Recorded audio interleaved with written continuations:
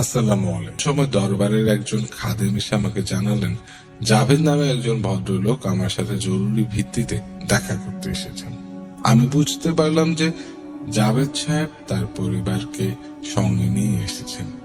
আমি আমার ক্লাস শেষ করেই তাদের ভেতরে ডেকে পাঠালাম। জাভেদ সাহেবের সাথে রেহানা বেগম এবং আনুমানিক 22 বছর বয়সী তাদের মেয়েও ছিল। আমি তাদের আমার সামনে বসার জন্য ইশারা করলাম। তারা আমার সামনে এসে বসলেন। জালাল সাহেব, আপনার কথা মতো আমি রামিনকে নিয়ে এসেছি। এখন বাকিটা আপনার কাজ। আপনি দেখুন, শুধু যেভাবেই হোক আমার মেয়েকে সুস্থ করে দিন। প্রথাগত সালাম বিনিময়ের পর জাভেদ সাহেব বেশ অনুনয়ের সুরে বললেন, আরে এত চিন্তা করবেন না, আল্লাহর উপর ভরসা রাখুন। এসে পৌঁছলাম। পাহাড়ের অনেক ওপর থেকে একটা সুন্দর ঝর্ণা সোজা নিচের উপত্যকার দিকে এগিয়ে গিয়েছিল। সেখানে কয়েকটা বুনো হাঁস আপন মনে ভেসে বেড়াচ্ছিল, যারা আমাদের দেখেই সাথে সাথে পানিতে সশব্দে ডুব দিল। পশ্চিম দিকে অস্তগামী সূর্যের লালচে আভা ঝর্ণার উপর পড়ে এক স্বপ্নের দৃশ্য তৈরি করছিল। জয়নাব, যে কিনা প্রথমে বেশ বিরক্ত ছিল, সেও সেখানকার সৌন্দর্য দেখে একেবারে মুগ্ধ হয়ে তাকিয়ে রইল। আমরা কতক্ষণ যে সেখানে বসে, আমি 1.5 বছর ধরে শান্তিতেই ছিলাম। তাহলে ওই ফোনের 3 দিন পর কাজী সাহেব আবার বলা শুরু করলেন এবং তার গলা ধরে আসছিল, জাভেদ সাহেব,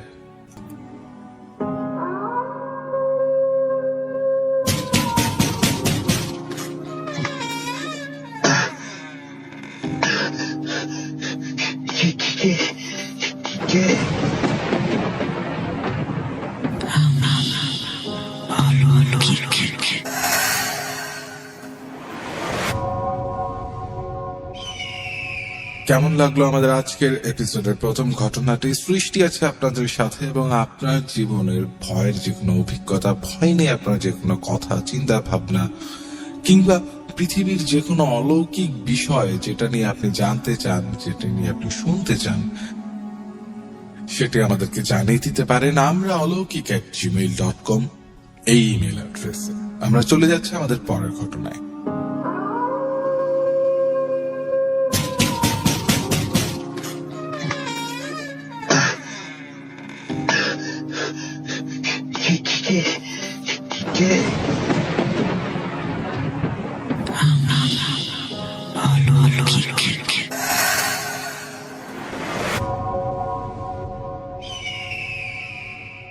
আসসালামু আলাইকুম, আশা করি ভালো আছেন।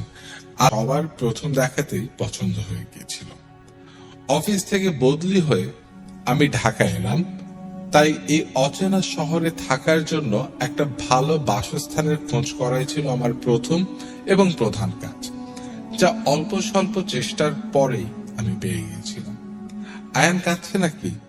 আয়নার সামনে দাঁড়িয়ে সে প্রথমবার এই কান্নার আর ফোপানির অদ্ভুত আওয়াজ যখন আমার কানে এলো, তখন আমার প্রথম যে ভাবনাটা প্রশ্নের রূপ নিল তা হলো, হয়তো ভোরবেলায় এই কান্নার আওয়াজটা আমার 5 বছরের ছেলে আয়ানের।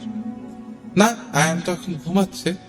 সুমাইয়ার এই জবাবে আমি সাময়িকভাবে স্বস্তি পেলাম ঠিকই, কিন্তু কিছু সময় পর ভেসে আসা সেই চাপা কান্নার ফোপানির আওয়াজ আমার সেই স্বস্তিকে আবার অস্বস্তিতে বদলে দিচ্ছিল।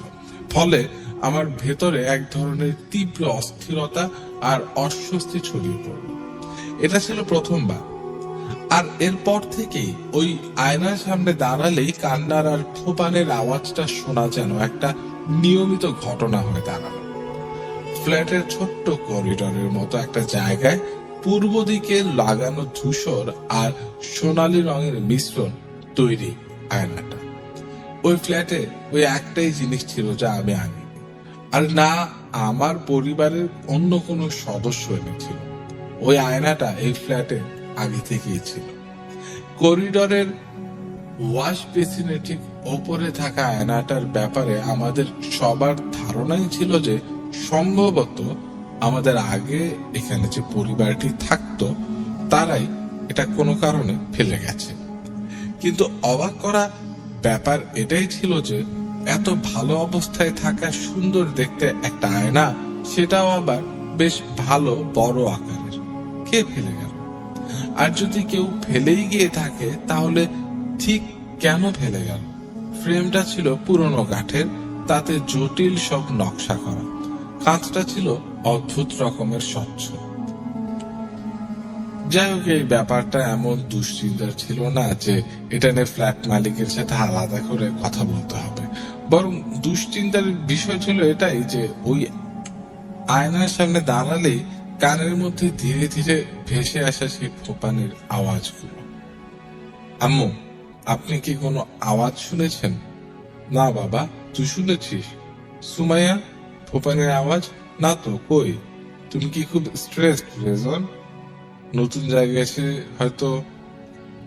আর এর চেয়েও বেশি উদ্বেগের বিষয় ছিল এটাই যে সেই আওয়াজগুলো আমি ছাড়া আর কোনো সদস্যই শুনতে পেত না। আরে আপনার হয়তো মনের ভুল হচ্ছে। মনের ভুল? আশ্চর্য! মনের ভুল একদিন হতে পারে, দুদিন হতে পারে, আচ্ছা ধরলাম না হয় এক সপ্তাহ হলো, কিন্তু এটা তো পুরো 1 মাস হতে চললো। আমার সাথে এটা লাগাতার ঘটেই চলছিল। এখন আমার মন আর মস্তিষ্ক যদি দুশ্চিন্তায় পড়ে, তা কেন করবে না? আমার বুদ্ধি যদি এটা নিয়ে গভীর চিন্তা ভাবনা না করে, তো কেনই বা করবে না? ঘটনাই তো ছিল কিছুটা অদ্ভুত আর বেশ বিচিত্র ধরনের। এই আওয়াজটা আমার মাথায় এক ধরনের চাপ তৈরি করতে শুরু করলো।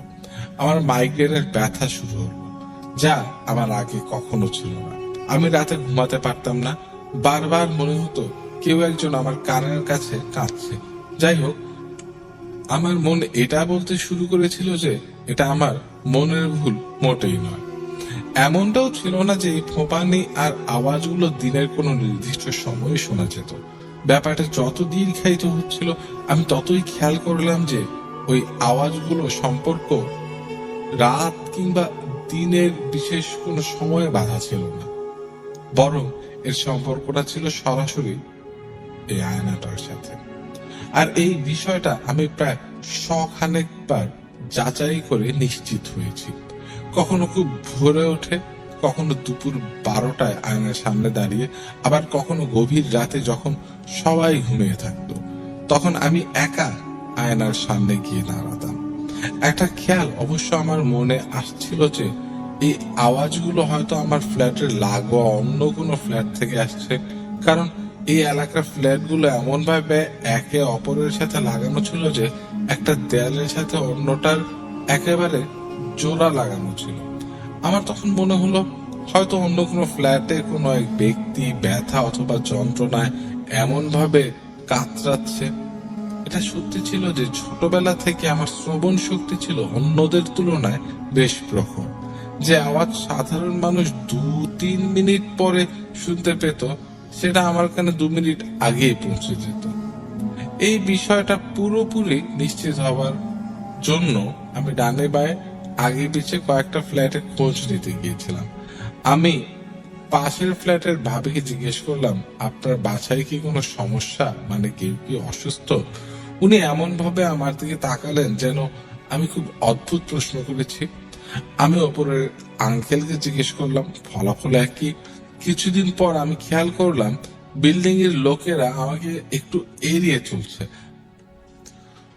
এই দানাটা পেকে গেল, তখন সেই নিয়ম অনুযায়ী সেটাকে শিকড় আর পাতা সমেত মাটি থেকে উপড়ে ফেললো, আর সেটার শেকড়ের সাথে লেগে থাকা মাটি পানি দিয়ে ধুয়ে ফেললো। এই বড় আকারের আয়নাটার সামনে এসে বসলো। ডান হাতে সেই দানাটা রেখে সে সেই দোয়াটা বা মন্ত্রটা বারবার পড়তে শুরু করলো। এই পুরো সময়টা সে তার চোখ দুটো আয়নার মধ্যে থাকা নিজের প্রতিবিম্বের ওপর স্থির করে রেখেছিল। তাকে নিজের চেহারার দিকে ততক্ষণ পর্যন্ত তাকিয়ে থাকতে হতো যতক্ষণ না তার চেহারাটা আয়নায় দেখা যাওয়া বন্ধ হয়ে যাচ্ছে। এক ধরনের উন্মাদ ভঙ্গিতে মন্ত্র পাঠ করতে থাকে তানির চেহারাটা পুরো 20 মিনিট পর আয়নায় আর দেখতে পাচ্ছিল না, কিন্তু তার বাকি ধরটা আয়নায় তখনও পর্যন্ত দেখা যাচ্ছিল। এমন সময় যখন তার বাকি অংশটাও সেই তন্ত্র মন্ত্রের জোরে অদৃশ্য হয়ে যাচ্ছিল, ঠিক তখনই একটা বজ্র গম্ভীর আওয়াজ যেন তাকে কোনো ধরনের ভুল পদক্ষেপ নেওয়ার আগেই থামিয়ে দিল। খবরদার, কোনো ধরনের ভুল কাজের জন্য এই তন্ত্র মন্ত্র ব্যবহার করা হয় তাহলে মনে রাখিস ভয়ঙ্কর শাস্তি তোর ভোগ করতে হবে। সে সতর্ক বাণীকে পুরোপুরি অগ্রাহ্য করে তানিম কাজটা শেষ করলো। আয়নার মধ্যে পুরো প্রতিবিম্বটাই অদৃশ্য হয়ে পড়েছিল। সে তখন মানুষের চোখের আড়াল হয়ে চলে গিয়েছিল। এখন সে তার পরিকল্পনার মতো কাজ করতে পারবে। আর সেই ভয়ঙ্কর পরিকল্পনাটা নিজের কাজিনকে মানে তার প্রতিদ্বন্দ্বীকে হত্যা করার পর তার প্রেমিকাকে আবারও খুব সহজেই অর্জন করে নেওয়া।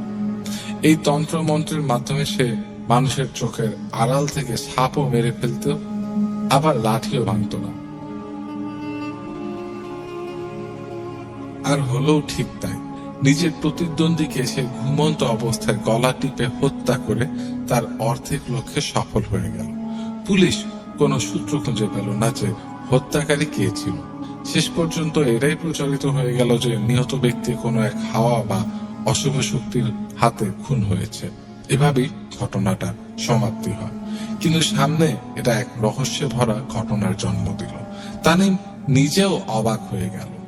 আবারও মানুষের সামনে দৃশ্যমান হওয়ার জন্য আর নিজের জগতে ফিরে আসার জন্য সে যখন আবারও সেই একই তন্ত্র মন্ত্রের আশ্রয় নিল, তখন লক্ষ্যবার সেই মন্ত্রটা পুনরাবৃত্তি করার পরও আয়নাটা তার প্রতিবিম্ব দেখাতে ব্যর্থ হলো। তার মানে তানিমের কোনো এক ভয়ঙ্কর ভুলের কারণে সেই তন্ত্র মন্ত্রটা অকার্যকর হয়ে গিয়েছিল, যার ফলে আয়নায় তার প্রতিবিম্ব আর প্রকাশ পাচ্ছিল না। আর যতক্ষণ পর্যন্ত আয়নায় আবারও তার প্রতিবিম্ব দেখা যাচ্ছে, ততক্ষণ সে তার নিজের দুনিয়ায় তার আসল অবস্থায় ফিরে যেতে পারবে না। সে খুন করে পাপ করেছিল, তাই মন্ত্রটা উল্টে গিয়েছিল। সে অদৃশ্য হয়ে গিয়েছিল, কিন্তু এই আয়নার ভেতরে। ঘটনাটা আপনাদের ভালো লেগেছে?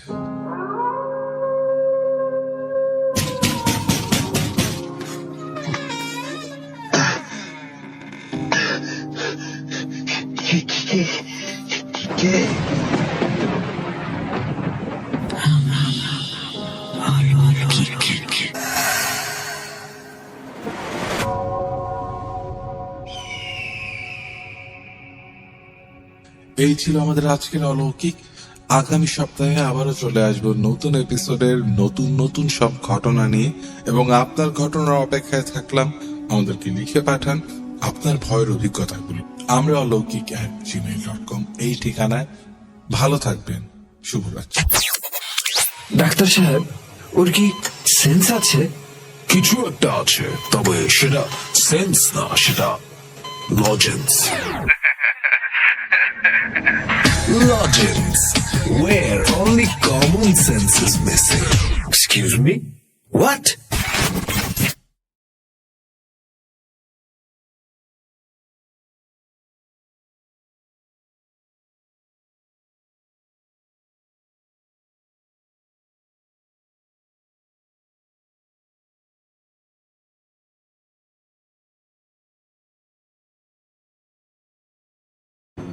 যার সাথে ঘটনাটি ঘটেছে সে আমার সম্পর্কে চাচা হয়।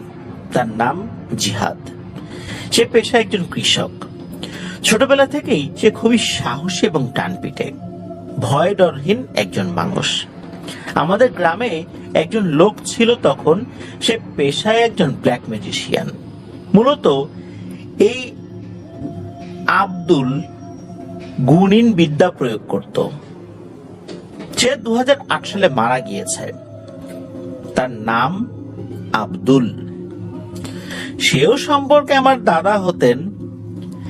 এই ঘটনায় তার অরিজিনাল নামটি শেয়ার করব না দেখেই তার নাম দিয়েছি আব্দুল। এই আব্দুল ঘটনার সাথে কিছুটা জড়িত এবং তারও কিছু পরিণতি হয়েছে, সেটা ঘটনা শুনলেই বুঝতে পারবেন। এখন যাই মূল ঘটনায়। এই জিহাদ চাচার বয়স এখন 50-এর মতো। তিনি যখন ছোট তখন থেকে তার সাথে ঘটনাটি শুরু হয়। ঘটনার সময় 1984 সাল। তখন তার বয়স 10-12 বছর হবে। আমাদের গ্রামটি ছিল সবুজে শ্যামলে ঘেরা মাঝারি সাইজের একটি গ্রাম।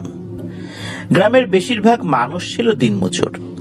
মাঠে কাজ করেই তাদের সংসার চলত।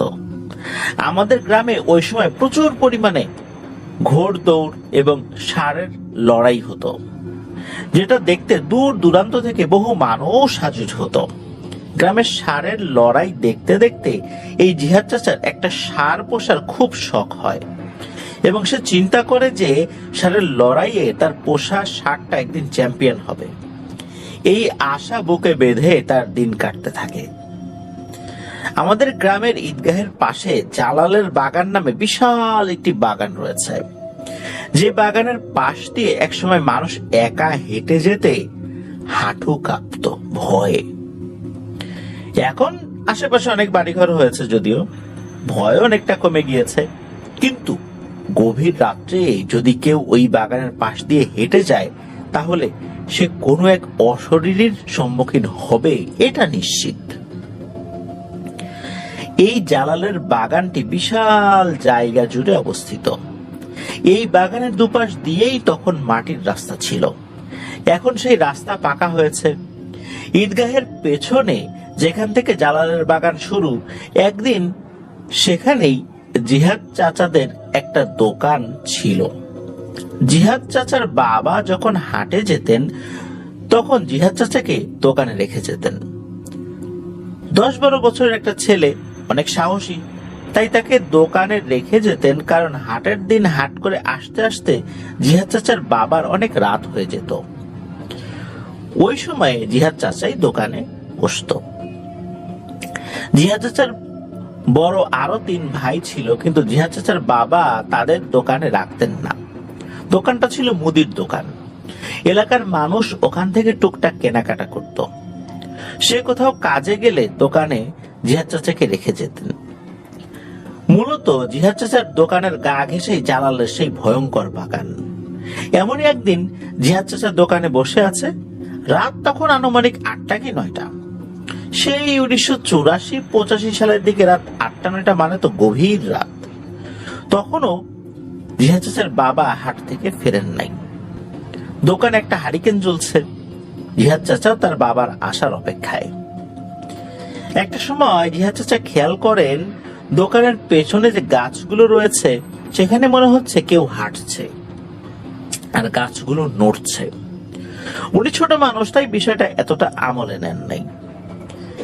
এর কিছু সময় পর জিহাদ চাচা খেয়াল করেন দোকানের পেছনে বাগানে কেউ গাছ ঝাঁকাচ্ছে।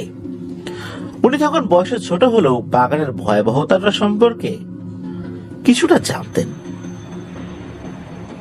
উনি কৌতূহলবশত কি শব্দ হচ্ছে সেটা দেখার জন্য দোকানের পেছন সাইডে যে বাঁশের বেড়া, ওটার ফাঁকা দিয়ে বাগানের দিকে তাকায়। ওই প্রথম উনি কোনো কিছু দেখে ভয় পান। উনি দেখেন বাগানের কিছুটা জায়গা আলোকিত হয়ে আছে এবং সেখানে লাল শাড়ি পরা, লম্বা ঘোমটা দেয়া একটা মেয়ে উল্টো হয়ে, মানে জিহাদ চাচার দিকে পিঠ করে দাঁড়িয়ে আছে। এটা দেখে ভয়ে জিহাদ চাচার গলা শুকিয়ে যায়। জিহাদ চাচা খেয়াল করেন লাল শাড়ি পরা মহিলা মুখটা ঘুরিয়ে তার দিকে হেঁটে আসছে এবার, কিন্তু তার মাথায় ঘোমটা দেয়া। জিহাদ চাচা ভয়ে বেড়া থেকে মুখ সরিয়ে নেয় এবং ভয়ে কাঁপতে থাকে। সে ছোট মানুষ, কি করবে বুঝতে পারছে না। সে দোয়া কালাম কিছুটা জানতো, সেটাই পড়তে থাকে। হঠাৎ দোকানের পেছন সাইডের বেড়ায় ধপাস করে একটা শব্দ হয়। বাঁশের বেড়ায় যদি লাঠি দিয়ে কেউ সজোরে আঘাত করে এবং জোরে জোরে কেউ ধাক্কা মারে, বা যদি কেউ জোরে লাথি মারে, তখন যেমন ধপাস করে শব্দ হয়, ঠিক তেমন শব্দ। এই শব্দ শুনে জিহাদ চাচার পরাণের পানি হারিয়ে যায়। সে এতটা ভয় পায় যে সে জোরে ওরে মারে, ওরে বাবারে বলে চিৎকার করতে থাকে। ততক্ষণে তার বাবা হাট থেকে ফিরছিল এবং দোকানের কাছাকাছি চলে আসছে। দূর থেকে চিৎকার শুনে সে বুঝতে পারে দোকানের ছোট ছেলেকে তো সে রেখে আসছে, ভয়টাই পেয়েছে নিশ্চয়ই। তখন সেও চিৎকার দিয়ে জোরে করে বলতে থাকে, জিহাদ ভয় পাস না বাপ, আমি চলে আসছি। এটা বলতে থাকে আর দোকানের দিকে দৌড়াতে থাকে।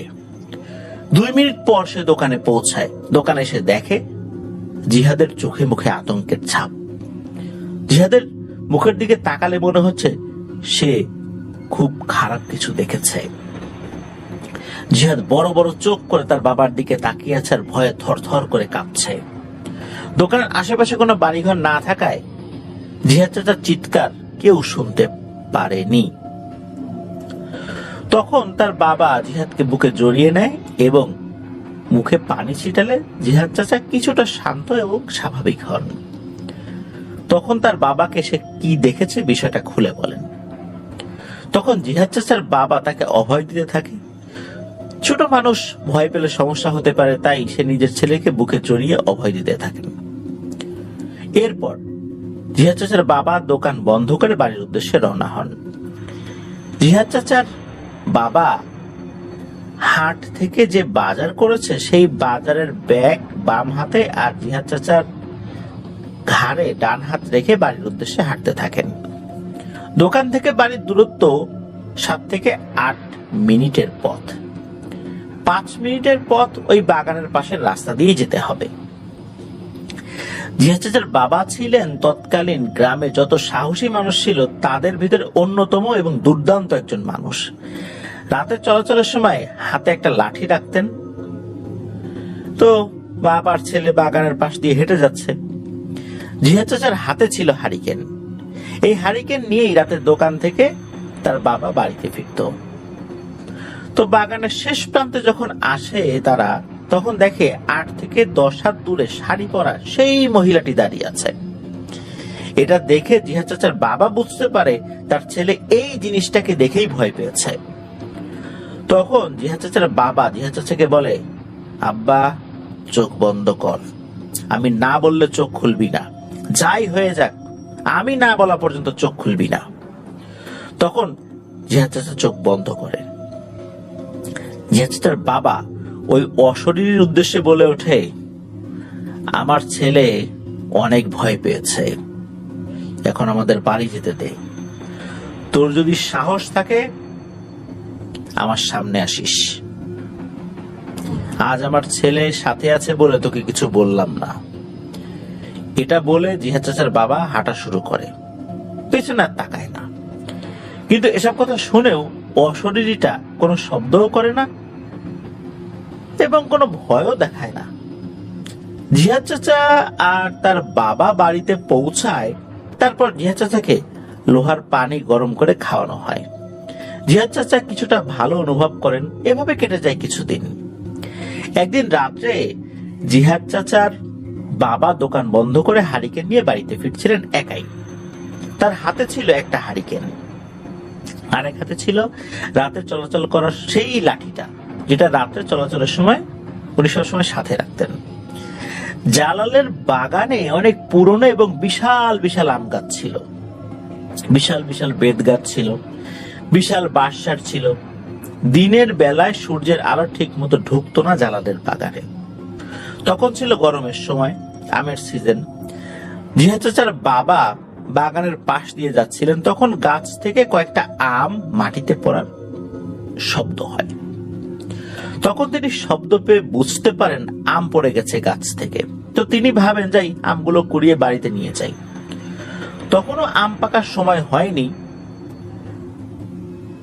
উনি ভেবেছিলেন যে কাঁচা আম মাখিয়ে খাওয়া যাবে, তাই মূলত সেই আমগুলো করার উদ্দেশ্যে বাগানে প্রবেশ করেন। একটা সময় সেই বিরাট এক আম গাছের নিচে পৌঁছেও যায়, কিন্তু হারিকেনের আলোয় দেখতে পান যে আম গাছের নিচে মাটিতে একটা আমও নাই। আম গাছের নিচে সাধারণত অনেক পচা নষ্ট হয়ে যায় আম পড়ে থাকে, কিন্তু অবাক করা বিষয় হলো আম গাছের নিচে একটা আম তো দূরের কথা, একটা আমের আটিও নাই। এভাবে উনি কয়েকটা আম গাছের নিচে খুঁজে কোনো আমের সন্ধান পান না। উনি খুঁজতে থাকেন যে কোন গাছের নিচে আম পড়েছে। এভাবে খুঁজতে খুঁজতে উনি আসলে বুঝতেই পারেননি যে উনি কখন জালালের বাগানের ভেতরের একদম মাঝখানে চলে এসেছেন। জিহাদ চাচার বাবা এত সময় পাগলের মতো আম খুঁজছিলেন। হঠাৎ তার ঘোর ভাঙে এবং উনি আশেপাশে হারিকেন ধরেই দেখতে থাকেন যে উনি আসলে কোথায় এসেছেন, এখন উনি কোন দিক দিয়ে বের হবেন। কিন্তু চারপাশ হালকা আরিকেনের আলোয় যতটুকু বোঝা যায়, এটা দেখে উনি বুঝতে পারেন যে উনি বাগানের মাঝামাঝি চলে এসেছেন। তখন উনি একটু থতমত খেয়ে যান। বাগান থেকে বের হওয়ার জন্য উনি হাঁটা ধরেছেন। কয়েক পা মাত্র বাড়িয়েছেন, এর ভিতর পেছন থেকে এক বিশাল গর্জন। জিহাদ চাচার বাবা এই গর্জনের শব্দ শুনে দাঁড়িয়ে পড়েন। উনি বুঝতে পারছিলেন যে আজ তিনি বড় একটা বিপদে পড়ে গেছেন। এখন আল্লাহ ছাড়া তাকে উদ্ধার করার কেউই নেই। বাগানের আশেপাশে তখন বাড়িঘরও ছিল না। চিৎকার করলে মানুষ যে ছুটে আসবে এমন উপায়ও ছিল না। তিনি ভাবছিলেন পেছনে তাকাবেন কিনা। তিনি পেছনে না তাকিয়ে দাঁড়িয়ে থাকেন, তিনি কি করবেন। ওদিকে হারিকেনের আলো কমতে থাকে। উনি ভাবলেন মনে হয় তেল শেষের পথে। কয়েক সেকেন্ড দাঁড়িয়ে থাকার পর জিহাদ চাচার বাবা অনুভব করেন একটা গরম নিঃশ্বাস তার ঘাড়ের উপর পড়ছে। উনি বুঝতে পারেন যে তার পেছনে ভয়ঙ্কর কিছু দাঁড়িয়ে রয়েছে।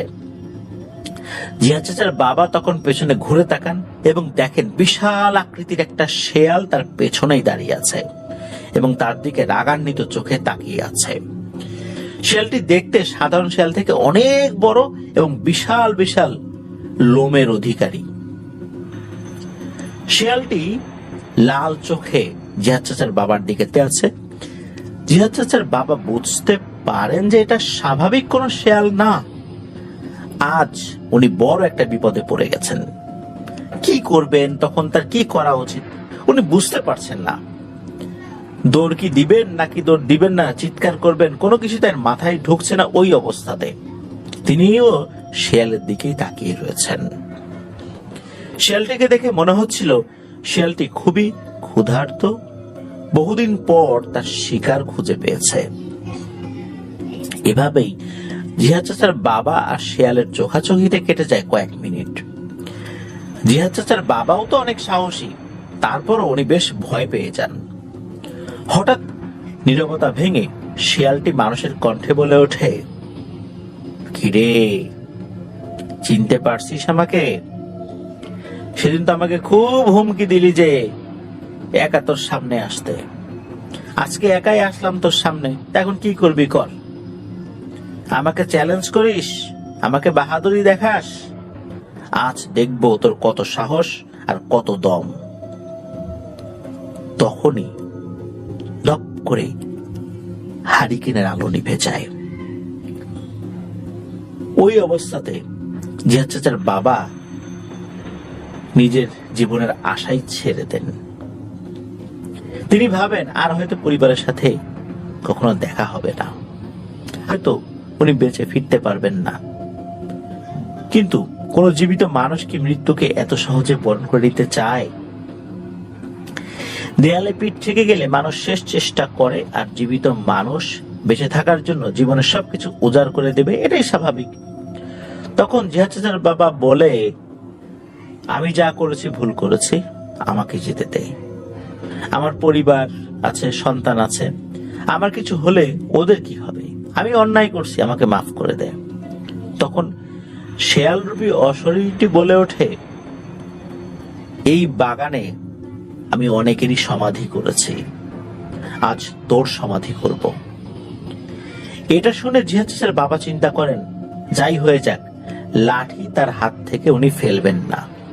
এসব ভাবতে ভাবতে শেয়াল রূপী অশরীরটি গর্জন করে জিহাদ চাচার বাবার উপর হিংস্র জানোয়ারের মতো ঝাঁপিয়ে পড়ে। ঝাঁপিয়ে পড়ে শেয়াল রূপী অশরীরটি জিহাদ চাচার বাবাকে আঁচড় মারতে থাকে। জিহাদ চাচার বাবা অনেক চেষ্টা করেও নিজেকে ছাড়াতে পারছিলেন না। শেয়াল রূপী অশরীরটি যখন জিহাদ চাচার বাবার উপর ঝাঁপিয়ে পড়ে, তখন হাতের লাঠিটা পাশে পড়ে গিয়েছিল। এভাবে জিহাদ চাচার বাবাকে আঁচড় মারার এক পর্যায়ে শেয়াল রূপী অশরীরটি তার পেটের বাম সাইডে কামড় বসিয়ে দেয়, সাথে সাথে রক্ত বের হতে থাকে। এমনিতেই জিহাদ চাচার বাবার সারা আসলে অবস্থা খুব ভালো না, আঁচড় মেরে তো রক্তাক্ত করে ফেলেছে। যন্ত্রণায় কাতরাতে থাকে জিহাদ চাচার বাবা, আর মনে মনে আল্লাহকে স্মরণ করতে থাকে। হঠাৎ শিয়ালরূপী অশরীরটি জিহাদ চাচার বাবার পায়ের ডানে কামড় বসিয়ে দেয় এবং মাংস তুলে ফেলে। জিহাদ চাচার বাবা ব্যথায় কুকিয়ে ওঠে, সারা শরীর থেকে অঝরে রক্ত বের হচ্ছে। তিনি বুঝতে পারেন তার জীবনের শেষ মুহূর্তে উনি চলে এসেছেন। কিন্তু ওই যে একটা কথা আছে, রাখে আল্লাহ মারেকে। জিহাদ চাচার বাবা ওই রক্তাক্ত অবস্থায় হাত দিয়ে আশেপাশে তার লাঠিটা খুঁজতে থাকেন। একটা পর্যায়ে লাঠিটা পেয়েও যান। তখনও শেলরূপী অশরীরটা সমানে তাকে আঁচড় দিয়েই যাচ্ছে এবং আঘাত করেই যাচ্ছে। জিহাদ চাচার বাবা শরীরে অবশিষ্ট যতটুকু শক্তি ছিল সেটুকু দিয়ে তার হাতে থাকা লাঠিটা দিয়ে সজোরে শেলরূপী অশরীরটার মাথায় আঘাত করে। হঠাৎ করে মাথায় আঘাত পেয়ে শেলরূপী অশরীরটা বিকট চিৎকার দিয়ে একটা শব্দ করে ওঠে এবং জিহাদ চাচার বাবাকে ছেড়ে দিয়ে তার মাথা ঝাঁকাতে থাকে। তখন জিহাদ চাচার বাবা কোন রকমে দাঁড়িয়ে হাতে থাকা লাঠি দিয়ে আরো কয়েকটা আঘাত ওই শিয়ালরূপী অশরীরটার মাথায় করতে থাকে। বেশ জোরে জোরেই আঘাত করেছিলেন। তখন মনে হচ্ছিল আশেপাশে ঝড় শুরু হয়েছে এবং এই ঝড়ে জিহাদ চাচার বাবাকে উড়িয়ে নিয়ে যাবে। জিহাদ চাচার বাবা এদিক না তাকিয়ে খুঁড়িয়ে খুঁড়িয়ে চিৎকার করতে করতে ছুটতে থাকে, কারণ শিয়ালরূপী অশরীরটা তাকে এত পরিমাণে ক্ষত বিক্ষত করেছে যে তার স্বাভাবিকভাবে হাঁটার অবস্থা কোনোভাবেই ছিল না। তিনি খুঁড়িয়ে খুঁড়িয়ে দৌড়াতে থাকেন আর চিৎকার করতে থাকেন। কত সময়ে এভাবে দৌড়িয়েছেন উনি জানেন না। হঠাৎ একটা কিছুর সাথে বেঁধে উনি পড়ে যান। তখন তিনি জোরে চিৎকার দিয়ে সেন্সলেস হয়ে যান। দূরে এক বাড়িতে এক লোক রাতে ওয়াশরুমে যাওয়ার জন্য বের হয়ে বাগানের দিক থেকে একটা চিৎকারের আওয়াজ শুনতে পান। তখন তিনি বুঝতে পারেন এই জালালের বাগানে কেউ বিপদে পড়েছে। তখন তিনি আরো লোকজন নিয়ে চিৎকারের শব্দ পাওয়ার দিকে হাঁটতে থাকেন। কিছু দূর গিয়ে দেখেন একজন মাটিতে পড়ে আছে বাগান থেকে কিছুটা দূরে। তার সারা গায়ে রক্ত, তার শরীরের জামা কাপড়গুলো রক্তে ভিজে গেছে একদম। তারা তাকে দেখে চিনতে পারে, পরে তাকে ধরে তার বাড়িতে নিয়ে যায়। পরদিন জ্ঞান ফিরলে গত রাত্রে তার সাথে কি হয়েছিল সেটা বাড়ির সবাইকে খুলে বলেন। তখন সবাই আসলে বিষয়টা বুঝতে পারেন। পরদিন তাকে ওই দিন সকালেই হাসপাতালে নেওয়া হয় এবং চিকিৎসা করা হয়। অনেকদিন যাবৎ উনি অসুস্থ থাকেন। দীর্ঘ 1 বছর পর উনি স্বাভাবিক হন। যেহেতু শেয়ালের কামড়, ডাক্তাররা তাকে জলাতঙ্কের ইনজেকশনও দিয়েছিলেন। এরপর কেটে যায় অনেক বছর। জিহাদ চাচা বড় হতে থাকেন। মাসখানেক পর এই গ্রামে ষাঁড়ের লড়াই হয়। এটা কয়েক বছর দেখতে দেখতে জিহাদ চাচা তার বাবাকে বলেন যে তাকে একটা ষাঁড় কিনে দিতে। ওনারা তো তখন দিনমজুর ছিলেন, সাথে গ্রামে একটা ছোট্ট দোকান, এটা দিয়েই জিহাদ চাচাদের সংসার চলতো। তো জিহাদ চাচার অনেক জোরাজুরিতে সামান্য কিছু টাকা দিয়ে তার বাবা তাকে একটা ছোট দেখে ষাঁড় কিনে দেন। জিহাদ চাচা সেটা পালতে থাকেন আর মনে মনে ভাবতে থাকে যে গ্রামের ষাঁড়ের লড়াইয়ে তার ষাঁড় ছোট হলো চ্যাম্পিয়ন হবে এবং তার জন্য যা যা করা লাগবে উনি করবেন। যত নিচে নামতে হয় এই কাজের জন্য উনি নামবেন, তাও যে কোনো কিছুর বিনিময়ে হলেও তার ষাঁড় চ্যাম্পিয়ন হতেই হবে। প্রথমে আব্দুল নামের এক ব্ল্যাক ম্যাজিশিয়ানের আমরা নাম বলেছিলাম। এনার বাড়ি আবার জিহাদ চাচাদের বাড়ির 3টা বাড়ি পড়ে। তিনি আসলে এলাকায় গুণিন নামে পরিচিত। গুণ দিয়ে যে কোনো অসম্ভবকে সম্ভব করা ছিল তার কাজ। আশেপাশের কয়েক এলাকায় সে ছিল মাত্র 1 পিস, যার গুণ বিদ্যুতের মতো কাজ করত।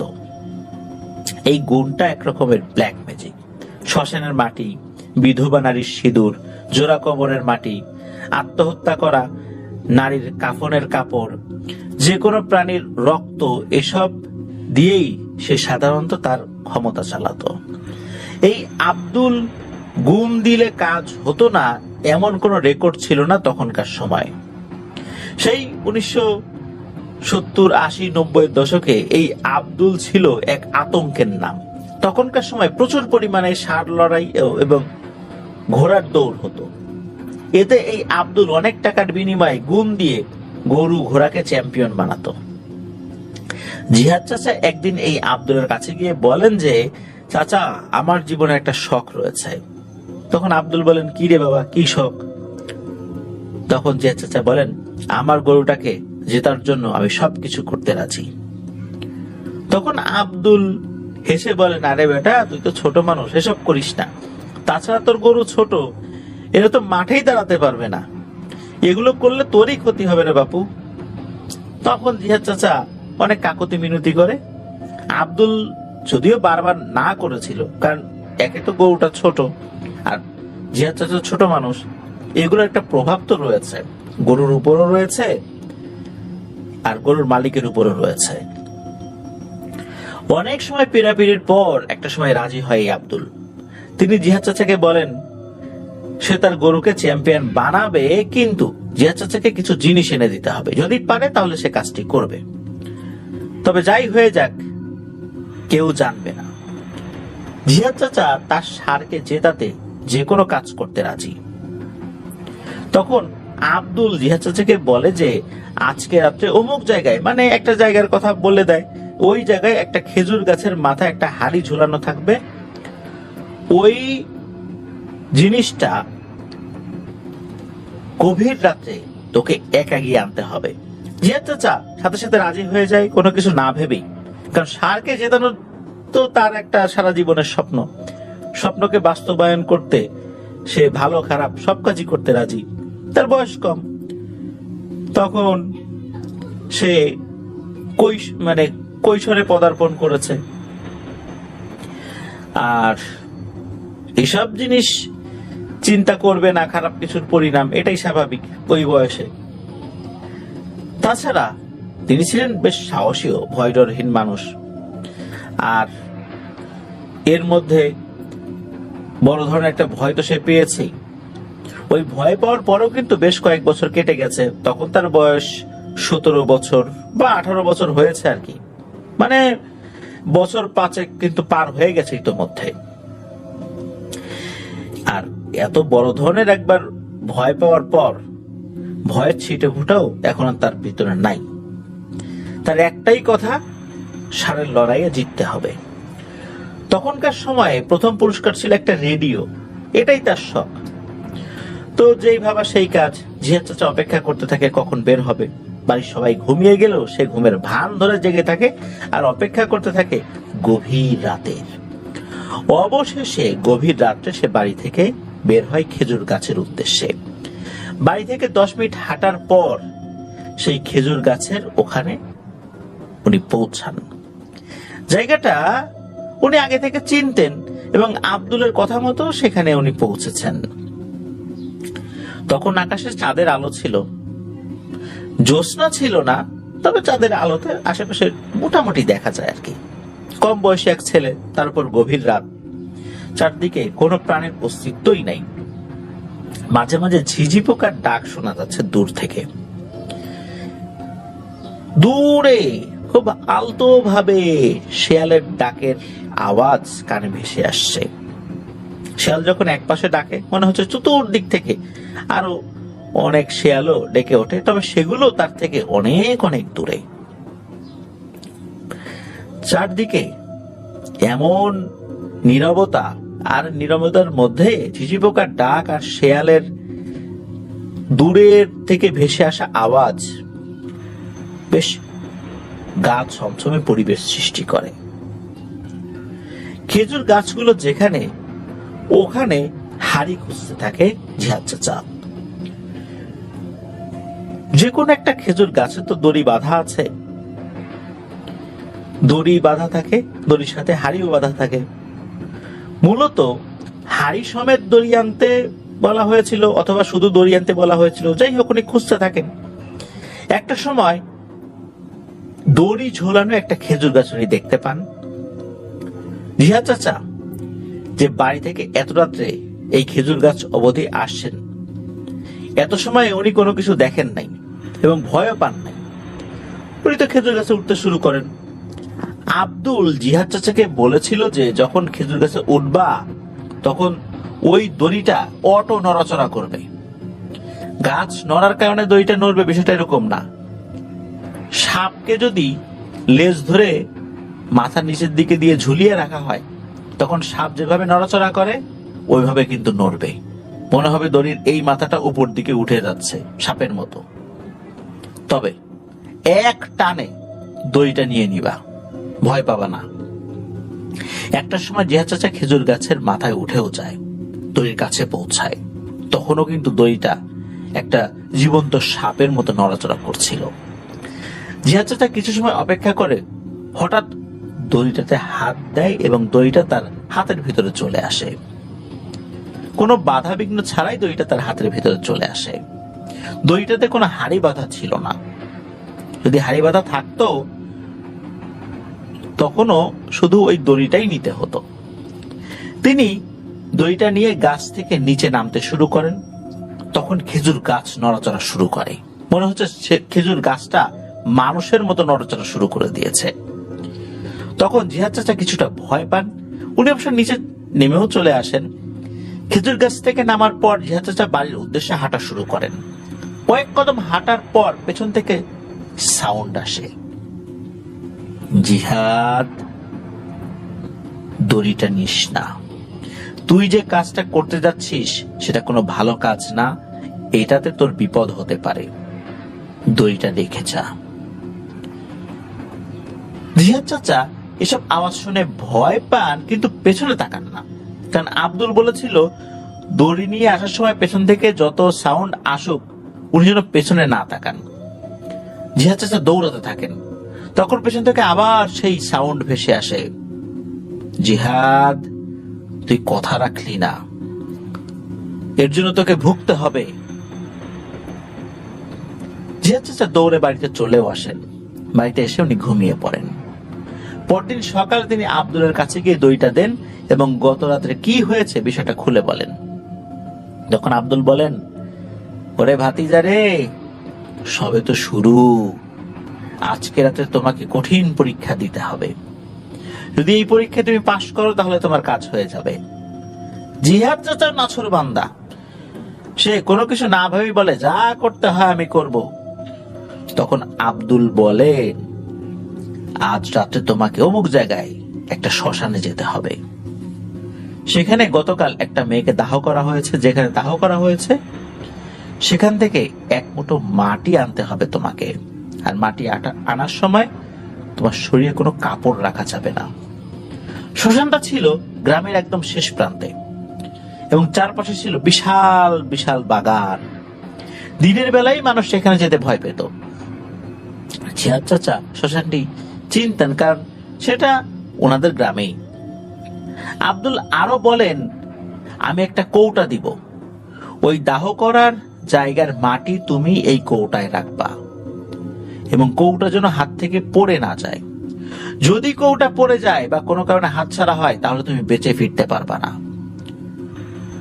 জিহাদ চাচা কথাটা শুনে ভয় পায়, কিন্তু তার শখ মিটাতে তো হবেই। তাতে যদি তার জীবন যায় সেটা কোনো বিষয় না।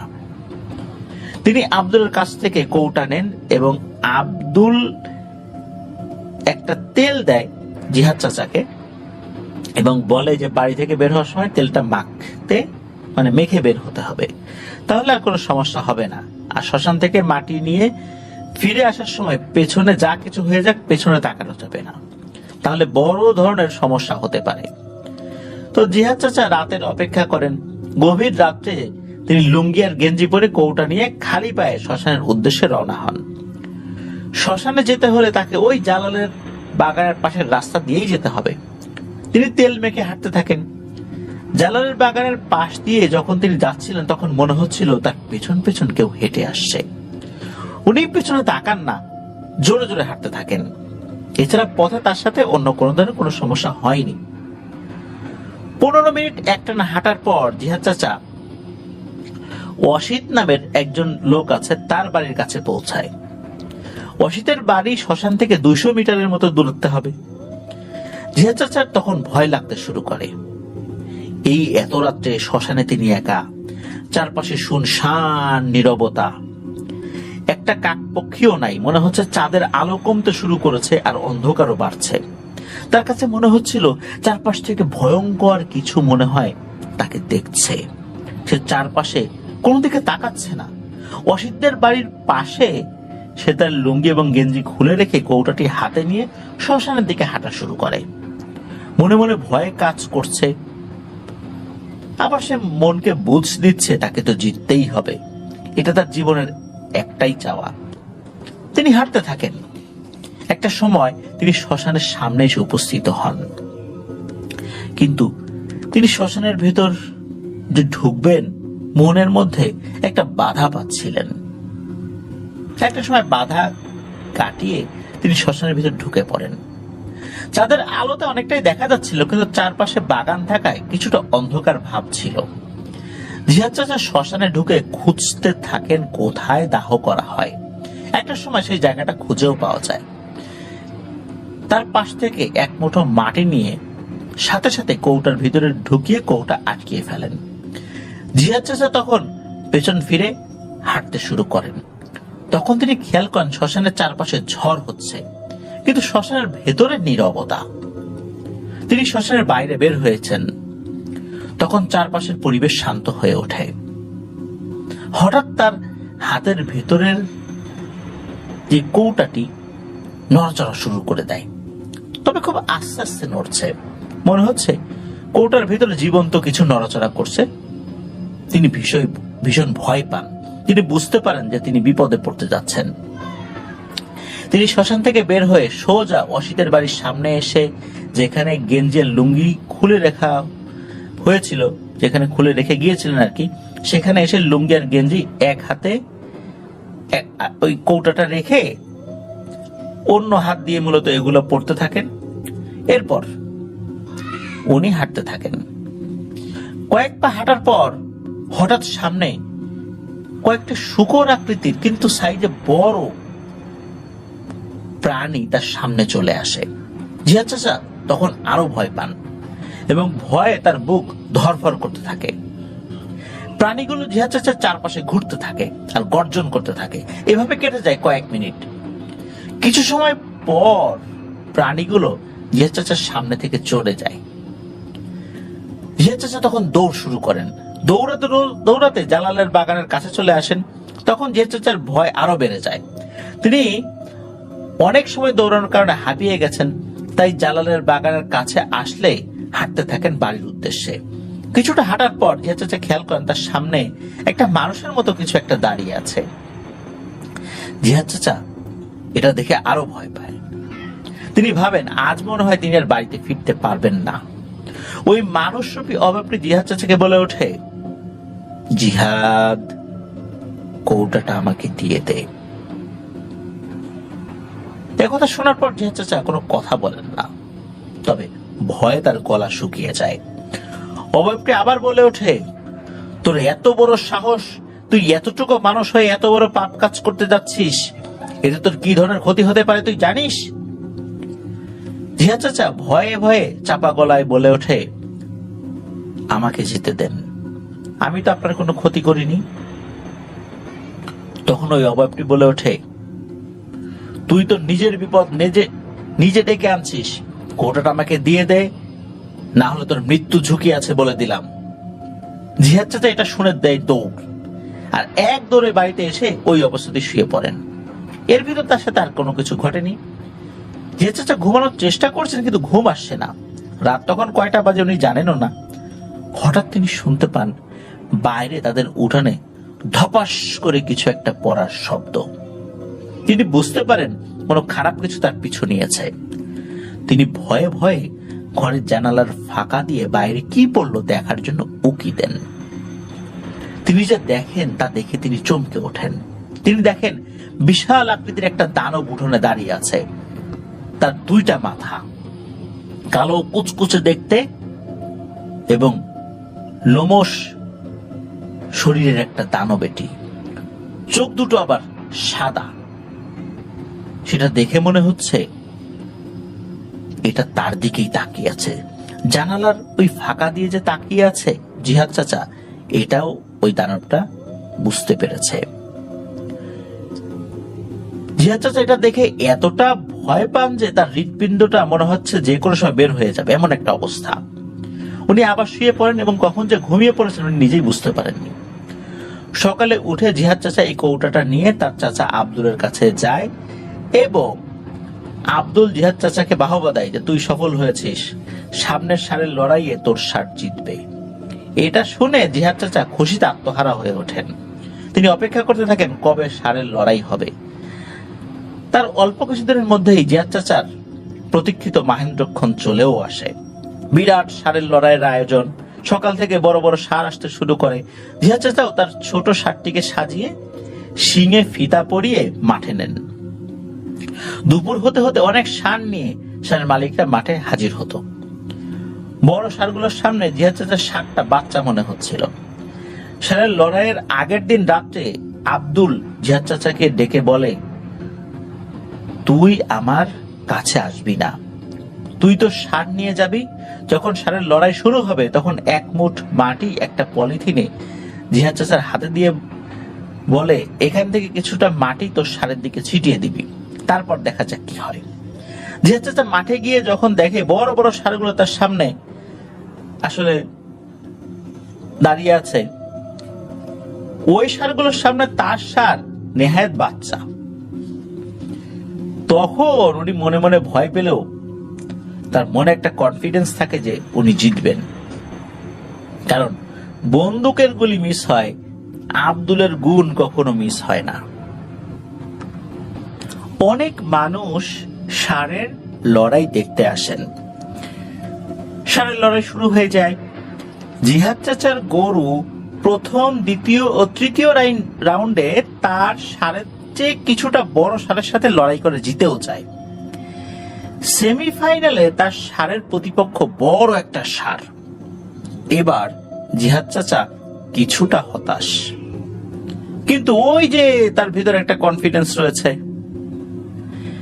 তিনি তার ষাঁড়টি নিয়ে মাঠে প্রবেশ করেন এবং তার হাতে থাকা মাটি থেকে কিছুটা মাটি প্রতিপক্ষ ষাঁড়ের দিকে ছুঁড়ে মারেন। 10 থেকে 15 জন মিলেও ষাঁড়টিকে আর মাঠে নামাতে পারে নাই। ওই ষাঁড়ের মালিক তো অবাক যে তার এত বড় ষাঁড় মাঠেই যেতে যাচ্ছে না কেন। অনেক সময় ধরে চেষ্টা করে যখন কাজ হলো না, তখন ষাঁড়ের মালিক বুঝতে পারেন এখানে কিছু করা হয়েছে, তা না হলে সামান্য একটা ছোট্ট ষাঁড়ের সাথে তার এত বড় ষাঁড় লড়াই করতে চাচ্ছে না কেন। আর এমন ভাবে তার ষাঁড়টি তাকিয়ে আছে, মনে হচ্ছে সামনে কি যেন ভয়ঙ্কর জিনিস দেখছে। তার ষাঁড়ের চোখে মুখে ভয়ের ছাপ স্পষ্ট হয়ে আছে। এটা দেখে ষাঁড়ের সাথে থাকা সবাই বুঝতে পারে এটাকে গুণ মারা হয়েছে, কিন্তু এসবের তো কোনো প্রমাণ নেই, তাই তারা তাদের ষাঁড়টি নিয়ে বাড়ি ফিরে যান।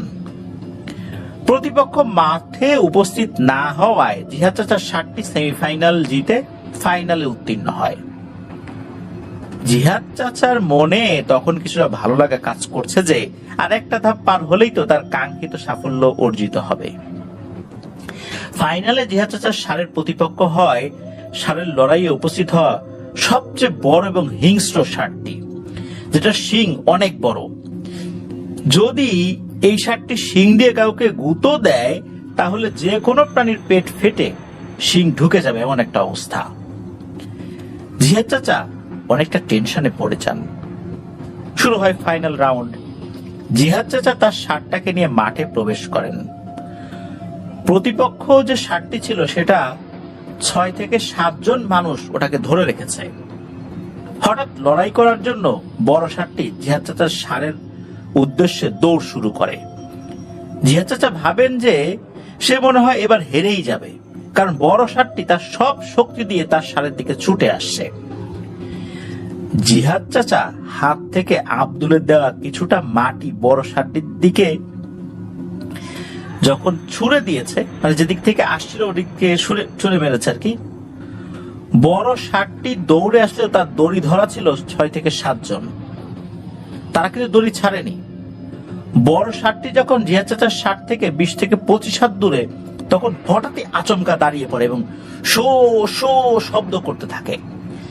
জিহাদ চাচা প্রথমে ভয় পেল, মনে মনে কিছুটা খুশি হন, কারণ তার যে ওভার কনফিডেন্স ছিল। বড় ষাটটি দাঁড়িয়ে মাথা ঝাঁকাতে থাকে। কয়েকবার মাথা ঝাঁকিয়ে উল্টো দিকে দৌড় শুরু করে। মনে হচ্ছে যেন কোনো ভয়ঙ্কর কিছু ওই ষাটটিকে তাড়া করেছে। আর ষাটটি দিক বিদিক ছুটছে। ছুটতে ছুটতে অনেক দূরে গিয়ে ষাটটি মাটিতে বসে হাঁপাতে থাকে। আর মনে হচ্ছিল সে ভয়ঙ্কর কিছু দেখে ভয় পেয়েছে। ওটার চোখে মুখে ছিল অজানা এক আতঙ্ক। জিহাদ চাচা তো খুশিতে ফেটে পড়েন। তার ষাটটিকে বিজয়ী ঘোষণা করা হয়। তার এই সামান্য ছোট ষাটটি বিজয়ী হয়েছে দেখে সবাই তো হতবাক। অনেকে বুঝতে পেরেছে এখানে আব্দুলের হাত রয়েছে। জিহাদ চাচা তার বিজয়ী পুরস্কার বুঝে পান। তিনি বাড়িতে এসে তার ষাটটিকে গোয়াল ঘরে বেঁধে আব্দুলের কাছে যান এবং আব্দুলকে উনি অনেক ধন্যবাদ দেন, কারণ আব্দুল তার স্বপ্ন পূরণ করেছে। তখন আব্দুল একটু মুখটা ভার করে জিহাদ চাচাকে পাশে নিয়ে কিছু কথা বলেন। এসব কথা শুনে জিহাদ চাচা চমকে ওঠেন এবং উনি যে কত বড় একটা ভুল করে ফেলেছেন সেটা উপলব্ধি করতে পারেন। এই আব্দুল বলে, জিহাদ তুই তো ছোট মানুষ, তোর তো বোঝার অনেক কিছু বাকি। তোকে তো অনেকবার নিষেধ করেছিলাম, তুই তো শুনিস নাই। তুই যে কাজ করেছিস এটার ফলাফল তোকে সারা জীবন ভোগ করতে হবে। জিয়াদ চাচা বলেন, কেন আব্দুল চাচা, কি হয়েছে, বিষয়টা আমাকে খুলে বলেন। তখন আব্দুল চাচা বলেন, ছোটবেলা থেকেই আমার মনে প্রবল ইচ্ছা ছিল এই গুণিন বিদ্যা শিখব। আমি এই বিদ্যা অর্জন করে সাময়িক সময়ের জন্য অনেক অসম্ভবকে সম্ভব করতে পারি। আমি অনেক কষ্ট করেছি এই বিদ্যা শিখতে গিয়ে। বিভিন্ন তান্ত্রিক, সাধু, বেদের সম্প্রদায়ের লোক, এদের কাছ থেকে অনেক কষ্ট করে অনেক সময় ব্যয় করে এই বিদ্যা আমি অর্জন করি।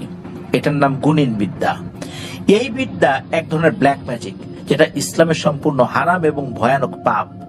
আমি আজ 20 বছর ধরে এই বিদ্যা প্রয়োগ করি। অনেক মানুষ আমার কাছ থেকে এই বিদ্যা নিয়ে তাদের কাজ হাসিল করেছে।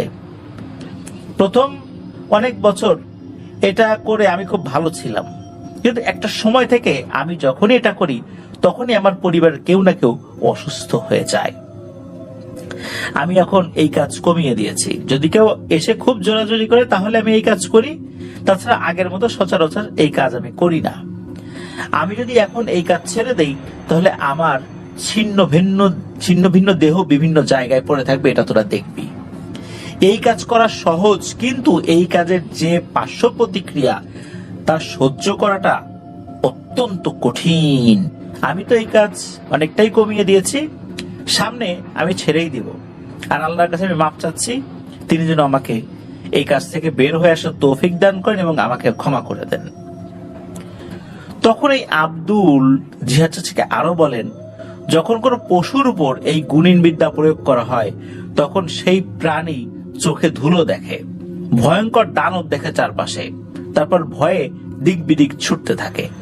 কিছু সময় পর এই বিদ্যা আপনা আপনি কেটে যায়। তোর ইচ্ছে ছিল স্বপ্ন পূরণ হওয়ার, সেটা হয়েছে, কিন্তু এই কাজ ভবিষ্যতে আর করিস না। এমনিতেই আমি খবর পেয়েছি শ্মশান থেকে মাটি আনায় একটা ভয়ঙ্কর পিশাচ তোর পিছনে লেগেছে। যদি কখনো তোকে সুযোগ মতো পায় তাহলে কিন্তু তোর ক্ষতি করবে, তুই সাবধানে থাকিস। আর ভুলেও এই কাজ করার সাহস করিস না। আর এই কথা কাউকে কখনো বলিস না আমি বেঁচে থাকা অবস্থায়। জিহাদ চাচা তখন তার ভুল বুঝতে পারেন এবং আল্লাহর কাছে তার ভুলের জন্য ক্ষমা চান।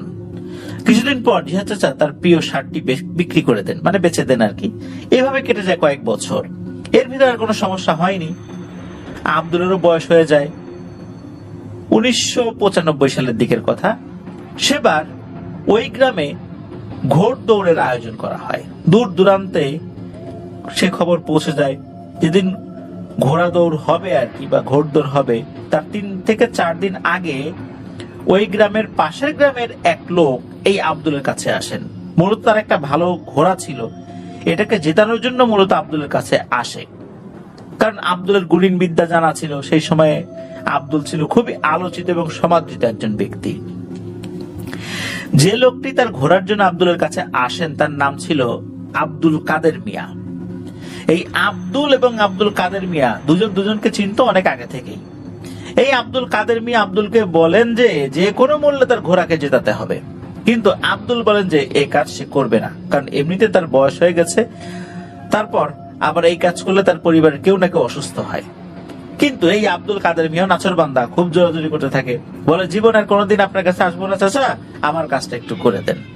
এটা বলে সে খুব অনুনয় বিনয় করতে থাকে। আর সেই আব্দুল কাদের মিয়া আব্দুলকে এটাও বলেন যে চাচা আপনি আমার এই কাজটা করে আর করেন না, তাও আমার এই কাজটা করেন। আব্দুল তো কোনো কিছুতে রাজি হচ্ছিল না, এদিকে আব্দুল কাদের মিয়াও যাচ্ছে না। এই আব্দুল কাদের মিয়া সকাল থেকে দুপুর অবধি আব্দুলকে অনেক বুঝায়।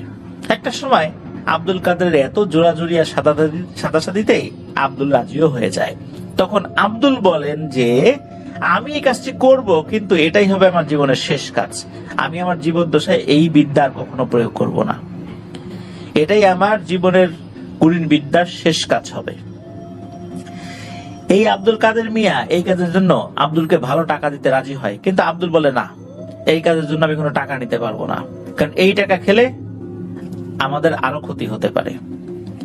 এই আব্দুলের ভেতরে আসলে অনেক অনুশোচনা কাজ করে আসছিল তখন, বা আগে থেকে কাজ করছিল, তখন আর বেশি করে কাজ করছিল। উনি জীবনে কত বড় বড় পাপ করেছেন, ভুল কাজ করেছেন, সেটা আসলে উনি বুঝতে পেরেছিলেন। উনি নামাজ কালাম পড়তো আর আল্লাহর কাছে তার জীবন দশায় এই জঘন্য পাপের জন্য ক্ষমা চাইতেন। আব্দুল কাদের মিয়াকে বলেন, কাদের আমি তোর কাজটি করব, কিন্তু কতটা সফলতা আসবে আমি জানি না, কারণ আমার বয়স হয়ে গেছে, এখন আমি আগের মতো সবকিছু মনে রাখতেও পারি না। আমি তো লেখাপড়া ওরকম জানি না, সবকিছু মুখস্থ বিদ্যা। বয়স হওয়ার কারণে অনেক জিনিস আমি ভুলে যাই, অনেক কিছু উলটপালট হয়ে যায়, তবে আমি চেষ্টা করব। কাদের মিয়াকে আব্দুল বলেন, ঘোড়দৌড় যেদিন হবে তুই তার আগের দিন রাত্রে আমার বাড়িতে আসবি, এখন যা। আব্দুল কাদের মিয়া বাড়িতে চলে যান। আব্দুলের কথা মতো ঘোড়দৌড়ের আগের দিন রাত্রে এই আব্দুল কাদের মিয়া আব্দুলের বাড়িতে এসে হাজির হন। আব্দুল তাকে একটা কৌটাতে একটু সিঁদুর দিয়ে বলেন এটা ঘোড়ার মাথায় দিতে, আর একটা লাল ফিতা কাদের মিয়াকে দিয়ে বলেন যে এটা ঘোড়ার গলায় ঝুলিয়ে দিতে ঠিক দৌড়ের আগে, বাকিটা উনি দেখবেন। তো কাদের মিয়া চলে যায়, আব্দুলের কথা মতো কাজ করেন। আব্দুলের বাড়ি থেকে 200 থেকে 300 মিটার দূরে হলো সেই ঘোড়া দৌড়ের মাঠ। ওখানেই ওই গ্রামের ষাঁড়ের লড়াই, ঘোড় দৌড়, কাবাডি খেলা, ফুটবল খেলা সব বিভিন্ন প্রতিযোগিতা তখন অনুষ্ঠিত হতো। পরদিন সকালে প্রতিযোগীরা তাদের নিজ নিজ ঘোড়া নিয়ে মাঠে হাজির হতে থাকেন। আব্দুল কাদের মিয়া তার ঘোড়া নিয়ে হাজির হন। আব্দুলের দেওয়া সিঁদুর আর ঘোড়ার মাথায় তো লাগানোই ছিল সেই সিঁদুর, আর সেই ফিতাটাও গলায় তো বেঁধে দেওয়া হয়েছে ঘোড়ার। তো বেলা 12টার আগেই সকল প্রতিযোগী তার ঘোড়া নিয়ে ময়দানে হাজির। ওই গ্রাম থেকে 2-3 গ্রাম পরে একজন কবিরাজ ছিল, সেও ছিল বেশ নাম করা একজন ব্ল্যাক ম্যাজিশিয়ান। তাকে মোটামুটি সবাই কম বেশি চিনত, কাদের মিয়াও তাকে চিনত। কাদের মিয়া একটা ঘোড়ার কাছে ওই কবিরাজকে দাঁড়ানো দেখে চমকে ওঠেন। কাদের মিয়া বুঝতে পারেন যে এই কবিরাজকে তো কেউ হায়ার করে নিয়ে আসছে, সেও তো আজকে তার বিদ্যা প্রয়োগ করবে। তাহলে কি কাদের মিয়ার আশা ভরসা মাটিতে মিশে যাবে? কাদের মিয়া কি করবে বুঝতে পারছে না, খুব টেনশনে পড়ে যায় সে। কয়েক রাউন্ড শেষ হয়, সে সব রাউন্ডে ওই কবিরাজের ঘোড়া, মানে কবিরাজ যে ঘোড়ার সাথে আসছে সেটাকে কেউ হারাতে পারে না। বেলা 4টায় শুরু হবে আর কি ফাইনাল রাউন্ড। কাদের মিয়ার মাথায় যেন আকাশ ভেঙে পড়ে। কবিরাজ যে ঘোড়ার সাথে এসেছে ওই ঘোড়ার মালিক ঘোষণা করে তার ঘোড়াকে যদি কেউ হারাতে পারে তাহলে 2000 টাকা পুরস্কার দেওয়া হবে। ওই সময়ে 2000 টাকা মানে কিন্তু অনেক টাকা। এই কথা শুনে কাদের মিয়া আরো ভেঙে পড়ে। কাদের মিয়া তার ঘোড়াটাকে তার সাথে আসা একজনের কাছে দিয়ে আব্দুলের বাড়িতে চলে আসেন। যেহেতু মাঠ থেকে 200 থেকে 300 মিটার দূরেই আব্দুলের বাড়ি, কাদের মিয়া আব্দুলের বাড়িতে এসে মাঠে কি হচ্ছে, কবিরাজ আর একটা যে কবিরাজ সে ঘোড়ার সাথে আসে, সব বিষয় আসলে খুলে বলেন আর কি। এসব শুনে আব্দুল একটু চিন্তিত হয়ে পড়েন। কাদের মিয়া বলেন যে চাচা আপনি মাঠে চলেন, আপনি কিছু একটা করেন, এভাবে যদি হেরে যাই তাহলে মনকে আসলে বুঝ দিতে পারবো না, বড় আশা নিয়ে আসছিলাম আপনার কাছে। আব্দুল কিছু সময় চুপ থাকেন, তারপর বলেন, চল আমিও মাঠে যাব। দুজনে হাঁটতে থাকেন এবং অল্প সময়ের মধ্যেই মাঠে পৌঁছান তারা। মাঠের শুরুতে কয়েকটা খেজুর গাছ ছিল। এই আব্দুল হঠাৎ সেই খেজুর গাছের গোড়ায় বসে পড়েন। তিনি বলেন, আমি মাঠের মাঝখানে যাব না, আমি এখানে বসে কাজ করব, চিন্তা করিস না। আমি আমার সারা জীবন যত বিদ্যা শিখেছি আজ তার শেষ দেখে ছাড়ব। আমি কোনোদিন কোনো বিদ্যা প্রয়োগ করে মূল স্পটে হাজির হই নাই। আজ জীবনের শেষ কাজে আমাকে স্পটে হাজির হতে হয়েছে। তুই যা, তোর ঘোড়াকে প্রস্তুত কর, বাকিটা আমি করব।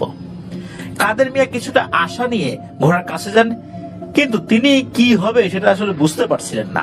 একটা সময় ফাইনাল রাউন্ড শুরু হলো, ঘোড়া দৌড়াচ্ছে। কয়েকবার যখন ঘুরলো তখন ওই কবিরাজের ঘোড়াটি ছিল সবার আগে। কাদের মিয়া বুঝতে পেরেছেন যে তিনি আর জয়লাভ করতে পারবেন না, কিন্তু তিনি কল্পনা করতে পারেননি যে তার জন্য কি চমক অপেক্ষা করছে।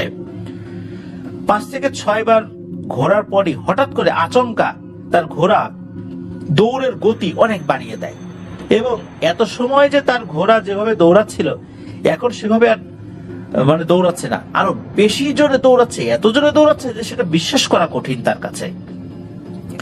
দৌড়াতে দৌড়াতে শেষ ঘোড়ার সময় কাদের মিয়ার ঘোড়াটি কবিরাজের ঘোড়াকে পেছনে ফেলে দেয় এবং জয়লাভ করে। এটা দেখে যত মানুষ ছিল সবাই তো একদম হতবাক হয়ে যায়। ওই কবিরাজ নিজেও বোকা সেজে গেছে, বিষয়টা আসলে কি ঘটলো ঘোড়ার মালিকও বুঝতে পারছে না কি হলো, কিন্তু কাদের মিয়া জয়লাভ করে উল্লাস করছে। সে তার পুরস্কার বুঝে নিয়ে আব্দুলের বাড়ির দিকে রওনা হয়। কিছুটা যাওয়ার পর ওই খেজুর গাছের কাছে এসে দেখে আব্দুল মাটিতে বসে আছে। দেখে মনে হচ্ছিল সে হাঁফাচ্ছে, সে কোনো কথা বলতে পারছিল না। কাদের মিয়া সহ তার সাথে থাকা লোকজন মিলে আব্দুলকে ধরে তার বাড়িতে নিয়ে যান। বাড়িতে পৌঁছে দিয়ে কাদের মিয়া চলে যান। কিছু সময় পর আব্দুল কিছুটা স্বাভাবিক হন। সেই ঘোড় দৌড়ে জিহাদ চাচা উপস্থিত ছিলেন। জিহাদ চাচা পরদিন আব্দুলের কাছে এসে জানতে চান, কাদের মিয়া এই যে ঘোড়া নিয়ে আসছিলেন, কাদের মিয়ার ঘোড়া যে জয়লাভ করলো এটাতে তার কোনো হাত আছে কিনা। তখন আব্দুল বলে, ভাতিজা, হ্যাঁ এটা আমি করেছি। কাদের আমার কাছে আসছিল, তারপর কিভাবে কি করেছে বিষয়টা জিহাদ চাচাকে খুলে বলে এবং এটাও বলে এটাই তার জীবনের শেষ বুনিন বিদ্যার কাজ ছিল। সে জীবনে কখন আর এই কাজ করবে না, যতদিন বেঁচে থাকবে আল্লাহর কাছে তার পাপের জন্য ক্ষমা চাইবে। এভাবে কেটে যায় আরো অনেক বছর। 2000 সালের কথা। তখন জালালের বাগানের পাশে 2-1টি বাড়ি হয়েছে বা হচ্ছে এমন একটা অবস্থা আর কি। জালালের বাগানের চারপাশে মানুষের আনাগোনা কিছুটা বেড়েছে। একদিন রাত্রে জিহাদ চাচা বাড়িতে ফিরছিলেন দোকান থেকে। জালালের বাগানের পাশে বাড়ি করেছে ফজলু নামে একজন ব্যক্তি। ওই দিন আবার ফজলু বিয়ে করেছে। জিহাদ চাচা যখন জালালের বাগানের পাশ দিয়ে বাড়ি যাচ্ছিলেন তখন দেখে ফজলুর বাড়ি থেকে একটা মহিলা লাল শাড়ি পরা সে রাস্তা পার হয়ে জালালের বাগানের দিকে ঢুকলো। তখন জিহাদ চাচা মনে করেছে নতুন বউ, মনে হয় বিয়েতে রাজি ছিল না, তাই গলায় দড়ি নিতে এত রাত্রে বাগানে যাচ্ছে। এসব ভাবতে ভাবতে তিনি ভুলেই যান যে অনেক বছর আগে এই বাগানে শাড়ি পরা এক অশরীরীকে দেখে তিনি ভয় পেয়েছিলেন। এটা তার আসলে সময় মাথায় ছিল না। জিহাদ চাচা ওই শাড়ি পরা মহিলার পেছন পেছন হাঁটতে থাকেন। ফজলু ছিল সম্পর্কে জিহাদ চাচার চাচাতো ভাই। তো ওই জিহাদ চাচা ওই শাড়ি পরা মহিলাকে পেছন দিক থেকে বলছে, ও ভাবি এত রাত্রে কোথায় যাও? বাড়ি ঝামেলা হয়েছে বুঝতে পারছি, তুমি আমার সাথে চলো, আমি গিয়ে তোমাকে দিয়ে আসি। এই কাজ করো না, সারা জীবন সামনে পড়ে আছে। কিন্তু শাড়ি পরা মহিলাটি কোনো কথা বলে না, সে হাঁটতে থাকে। জিহাদ চাচাও এইভাবে ভাবিকে ডাকতে থাকে। এভাবে হাঁটতে হাঁটতে জিহাদ চাচা বুঝতেই পারেনি যে সে মনের অজান্তে জালালের বাগানের মাঝখানে চলে এসেছে। জালালের বাগানের মাঝখানে একটা বেতের ঝোট ছিল। ওখানে আসলে জিহাদ চাচা ওখানে যখন এসেছেন জিহাদ চাচা তখন বুঝতে পারেন যে উনি কোথায় এসেছেন। তিনি তখন দাঁড়িয়ে পড়েন। শাড়ি পরা মহিলাটিও তখন দাঁড়িয়ে পড়ে। তখন মহিলাটি জিহাদ চাচার দিকে ফিরে তাকায়। তার মুখ দেখে জিহাদ চাচার পিলে চমকে যায়। সে মনে মনে ভাবে, এত সময় ভাবি বলে বা ডেকে বা ভাবি ভেবে সে কিসের পিছনে এতক্ষণ আসলো। সে তো এখন বড় বিপদে পড়ে গেছে, আর বাড়িতে ফিরতে পারবে কিনা সে বুঝতে পারছে না। মহিলাটির মুখটা ছিল ঝলসানো, চোখ ছিল একটা, তাও সেটা কপালের দিকে, আর চুলগুলো ছিল সাদা। তখন শাড়ি পরা অশরীরটা বলে ওঠে, আমার মাটি আমাকে ফিরিয়ে দে। তখন জিহাদ চাচা ভাবে, কিসের মাটির কথা বলছে? ভয়ানক পিশাচটি জিহাদ চাচাকে ধমকাতে থাকে আর বলে, আমার মাটি আমাকে ফেরত দে। তখন জিহাদ চাচা ভয়ে ভয়ে বলে, কিসের মাটি? তখন ওটি বলে ওঠে, অনেক বছর আগে এক রাত্রে তুই শ্মশানের মাটি নিয়ে আসছিলি, শ্মশানে যেখানে দাহ করে সেখান থেকে তুই মাটি এনেছিলি, সেই জায়গায় তার আগের দিন দাহ করা হয়েছিল। মাটি ফেরত দে, না হলে তোকে এখন মরতে হবে। এতদিন সুযোগে ছিলাম, কবে তোকে পাবো, আজ সেই সুযোগ চলে এসেছে। এসব বলে বিকট শব্দ করে হাসতে থাকে। হঠাৎই জিহাদ চাচার হাতে থাকা হারিকেন ধপ করে বন্ধ হয়ে যায়। তখন পিশাচটি সজোরে জিহাদ চাচাকে একটা চর মারে। এই চর খেয়ে জিহাদ চাচা 3 থেকে 4 হাত দূরে গিয়ে ছিটকে পড়ে। জিহাদ চাচা 6 ফিটের একজন মানুষ, শরীরও মোটামুটি ভালো, তাও পিশাচের এক চর এসে 3 থেকে 4 হাত দূরে গিয়ে পড়ে। জিহাদ চাচা খেয়াল করেন আশেপাশের অন্ধকারে মনে হচ্ছে হাজার হাজার লাল চোখ তার দিকে তাকিয়ে আছে, আর ওই পিশাচটি তার সামনে দাঁড়িয়ে আছে। জিহাদ চাচা কোন রকমে উঠেই দৌড়াতে থাকে। কোন দিকে দৌড়াচ্ছে, কত সময় দৌড়াচ্ছে সেটা উনি বলতে পারেন না। তার চিন্তা একটাই, এখান থেকে বের হতে হবে, তা না হলে ওরা ছিঁড়ে খেয়ে ফেলবে তাকে। দৌড়াতে দৌড়াতে যখন জালালের বাগানের শেষ প্রান্তে, তখন তার কানে কে যেন ফিসফিস করে বলে ওঠে, আবার দেখা হবে, পালাতে পারবি না, আমার মাটি আমাকে ফেরত দে, আমার মাটি আমাকে ফেরত দিতেই হবে। এটা বলে জিহাদ চাচার পিঠে জোরে একটা লাথি মানে ওই পিশাচটি। এক লাথি খেয়ে বাগান থেকে বের হয়ে 8 থেকে 10 হাত দূরের একটা মাটির ঢিবির উপর জিহাদ চাচা পড়ে যান। জোরে জোরে, ও মা গো, বাবা গো, কে কোথায় আসো, বাঁচাও বলে চিৎকার দিতে থাকেন। একটা পর্যায়ে উনি সেন্সলেস হয়ে যান। ওখান থেকে দূরে একটা বাড়ি ছিল, তারা ওই চিৎকার শুনতে পান। তখন বুঝতে পারেন যে বাগানের দিকে কেউ বিপদে পড়েছে, কারণ গ্রামের সবাই ওই বাগান সম্পর্কে অবগত। এখন তো চারদিকে বেশ কিছু বাড়িটা হয়েছে, এই কারণে মূলত তারা শুনতে পেরেছিলেন। তারা বাড়ি থেকে বের হন, খুঁজতে খুঁজতে তারা দেখেন যে জিহাদ চাচা জালার বাগান থেকে কয়েক হাত দূরে পড়ে আছে। তারা তাকে ধরে নিয়ে বাড়িতে পৌঁছে দেন। পরদিন সকালে জিহাদ চাচার হুঁশ ফেরে। তখন তিনি তার পরিবারকে বিষয়টা খুলে বলেন। 3 মাস জ্বর ছিল সেবার জিহাদ চাচার। এরপর উনি সুস্থ হন। একদিন জিহাদ চাচা আব্দুলের কাছে গিয়ে তার সাথে এই ঘটনাটি শেয়ার করেন। তখন আব্দুল বলে, জিহাদ, তোকে আমি আগে থেকে সাবধান করেছিলাম, শ্মশান থেকে একটা ভয়ঙ্কর পিশাচ তোর পিছু নিয়েছে, তুই সাবধানে থাকিস। আমার এখন বয়স হয়েছে, আমি এখন এসব অনেক ভয় পাই। রাতের মাঝে মাঝে বিভিন্ন জিনিস স্বপ্নে এসে আমাকে হুমকি ধামকি দেয়। যেহেতু তোর কাছে মাটি চেয়েছে, সুযোগ পেলে পিশাচটি তোকে আবার আক্রমণ করবে, তুই সাবধানে চলাফেরা করিস। যে বাড়িতে চলে যান। এভাবে দিন কেটে যায়। আব্দুল দিন দিন বয়সের ভারে আসলে শুকিয়ে যেতে থাকেন। অনেক বয়স হয়ে গিয়েছিল তার। শেষ বয়সে এসে তার শরীর বিভিন্ন জায়গায় যন্ত্রণা হতো। এত যন্ত্রণা হতো যে তার চিৎকারে আশেপাশের মানুষও ভয় পেত। একটা সময় তার শরীরের এমন অবস্থা হয় যে তার শরীরের দিকে তাকালে মনে হতো তার হাড়গোড়গুলো পাটখড়ির মতো, আর পাটখড়ির উপরে তার চামড়াগুলো শুকিয়ে একদম ঘুচিয়ে গেছে। শরীর বিভিন্ন জায়গায় পচন ধরেছিল, ঘা পাঁচড়ায় ভরে গিয়েছিল। এভাবে কষ্ট পেতে পেতে একটা সময় সে মারা যায়। সে এক করুণ পরিণতি। তার কবর দেওয়া হয়। তবে মৃত্যুর পূর্বে উনি নামাজ কালাম পড়তেন, আল্লাহর কাছে ওনার পাপ কাজের জন্য তওবা করেছিলেন। এর কয়েকদিন পর জিহাদ চাচার বাবাও জালালের বাগানে পিশাচের সাথে লড়াই করে ভুগতে ভুগতে মারা যান। জিহাদ চাচাদের দোকান এখনো আছে ওই জালালের বাগানের পাশে, কিন্তু সেই দোকানে কেউ বসে না। তার বাবার বানানো দোকান ঘরটা সেখানেই পড়ে আছে। জিহাদ চাচা মাঝে মাঝে স্বপ্নে দেখেন একটা বিশাল দানব তার সামনে এসে দাঁড়িয়ে আছে, তার কপালে একটা চোখ। সে বলছে, আমার মাটি আমাকে ফেরত দে, তা না হলে তোকে ভুগতে হবে। জিহাদ চাচা এই স্বপ্ন দেখে সবসময় আতঙ্কে থাকেন। জিহাদ চাচা কৃষি কাজ করে সংসার চালান, তাই তিনি একবার ফরিদপুর অঞ্চলে কৃষক হিসেবে ধান কাটতে যান। 1 মাসের সফর। ওই এলাকা থেকে 10 থেকে 12 জনের একটা দল ফরিদপুরের কোন একটা নদীর চরে ধান কাটার কৃষক হিসাবে যান। সেই দলে জিহাদ চাচাও ছিলেন। তো একদিন সকালে মহাজনের বাড়ি থেকে জিহাদ চাচারা 10 থেকে 12 জন মহাজনের ধানের জমির উদ্দেশ্যে রওনা হন। নদীর চরে যেহেতু ধানি জমি, তো সেখানে যেতে নদীর একটু চর জেগেছে, সেখানে হাঁটু পানি, নিচে বালি দেখা যাচ্ছে। হাঁটু পানি, স্বচ্ছ পানি তো বালি দেখা যায়, তো সেটা পার করে যেতে হবে। ওই পানির ভিতর দিয়ে হেঁটে যেতে হবে। তো তারা হাঁটা শুরু করে, হাঁটু পানির ভেতর দিয়ে হাঁটছে। সবাই আগে হাঁটছে, জিহাদ চাচা পেছনে।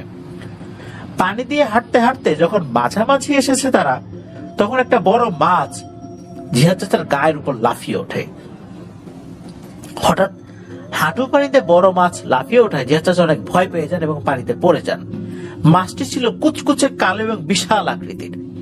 জিহাদ চাচা যখন পানিতে পড়ে যায় তখন একটা বিকট শব্দ শুনতে পায়। তখন আবারও তাকে বলে ওঠে, আমার মাটি আমাকে ফিরিয়ে দে, আমি মাটি চাই, আমার মাটি আমাকে না দিলে তোকে মরতে হবে। তোকে তো অনেক আগেই মেরে ফেলতাম, কিন্তু আমার মাটি তো লাগবে। তোকে মেরে ফেললে মাটি পাবো কিভাবে? তুই ছাড়া এই মাটি তো কেউ দিতে পারবে না, আমার মাটি আমাকে ফেরত দে। জিহাদ চাচা পানিতে পড়ে যাওয়ার সময় চিৎকার দিয়ে ওঠেন। তখন আশেপাশে তাকে কৃষকরা পেছনে তাকিয়ে দেখেন জিহাদ চাচা হাঁটু পানিতে পড়ে গেছেন। কিন্তু আশ্চর্যের বিষয় হলো বাকিরা কেউ তাকে দেখছে, কিন্তু ওই মাছটাকে কেউ দেখতে পায়নি। সবাই জিহাদ চাচাকে ধরে উঠান। তখন বিষয়টা জিহাদ চাচা তাদেরকে খুলে বলেন। তখন জিহাদ চাচা অসুস্থতা অনুভব করেন। তারা জিহাদ চাচাকে ধরে মহাজনের বাড়িতে পাঠিয়ে দেন। ওই দিন দুপুর থেকে জিহাদ চাচার জ্বর আসে। অবস্থা বেগতিক দেখে তার সাথে থাকা কৃষকদের মধ্যে থেকে একজন তাকে নিয়ে তার বাড়িতে আসেন এবং বাড়ির সবাইকে বিষয়টি খুলে বলেন। জিহাদ চাচাকে কবিরাজ দেখানো হয়। অনেকদিন জ্বরে তো ভুগেছিলেন। জ্বরে ভোগার পর জিহাদ চাচা কিছুটা সুস্থ হন। একটা পর্যায়ে পুরোপুরি সুস্থ হয়ে যান। এখনো মাঝে মাঝে জিহাদ চাচা সেই দানবটাকে স্বপ্নে দেখেন। সে স্বপ্নে সে হুমকি দেয়, তার মাটি যেন তাকে ফেরত দেওয়া হয়, তা না হলে তাকে মরতে হবে। এরপর থেকে এখন অবধি তার সাথে ওই পিশাচের সরাসরি আর দেখা হয়নি, কিন্তু স্বপ্নে এসে সে জিহাদ চাচাকে এখনো হুমকি দিয়ে যায়। জিহাদ চাচা খুবই সাহসী মানুষ, কিন্তু তারপরেও মানুষ একটা জায়গায় গিয়ে আর পেরে ওঠে না অলৌকিক শক্তির কাছে। বিশেষ করে তার মধ্যে যদি পাপ বোধ থাকে, তার মধ্যে যদি সততা না থাকে, তার মধ্যে যদি দুর্বলতা থাকে, কারণ এখানে তো আসলে তার মধ্যে দুর্বলতা ছিল, পাপ বোধ ছিল। জিহাদ চাচা অপেক্ষা করে আছেন কবে তার সাথে আবার দেখা হবে, কিন্তু তিনি চান যেন ওই পিশাচের সাথে তার দেখা না হয়, কারণ যে কোনো সময় তার সাথে দেখা হতে পারে। তবে এখনো দেখা হয়নি। এমনও হতে পারে সেই পিশাচের সাথে দেখা হলে ওই দিনই হবে জিহাদ চাচার জীবনের শেষ দিন। তাই সেই বিষয়টি ভুলতে না পারলেও ভুলে থাকার চেষ্টা করেন। একটা অজানা আতঙ্ক সবসময় তার মনের ভিতরে কাজ করে। তবে ওই মাটিটা তো এখন তার কাছে আর নাই, কি করবেন?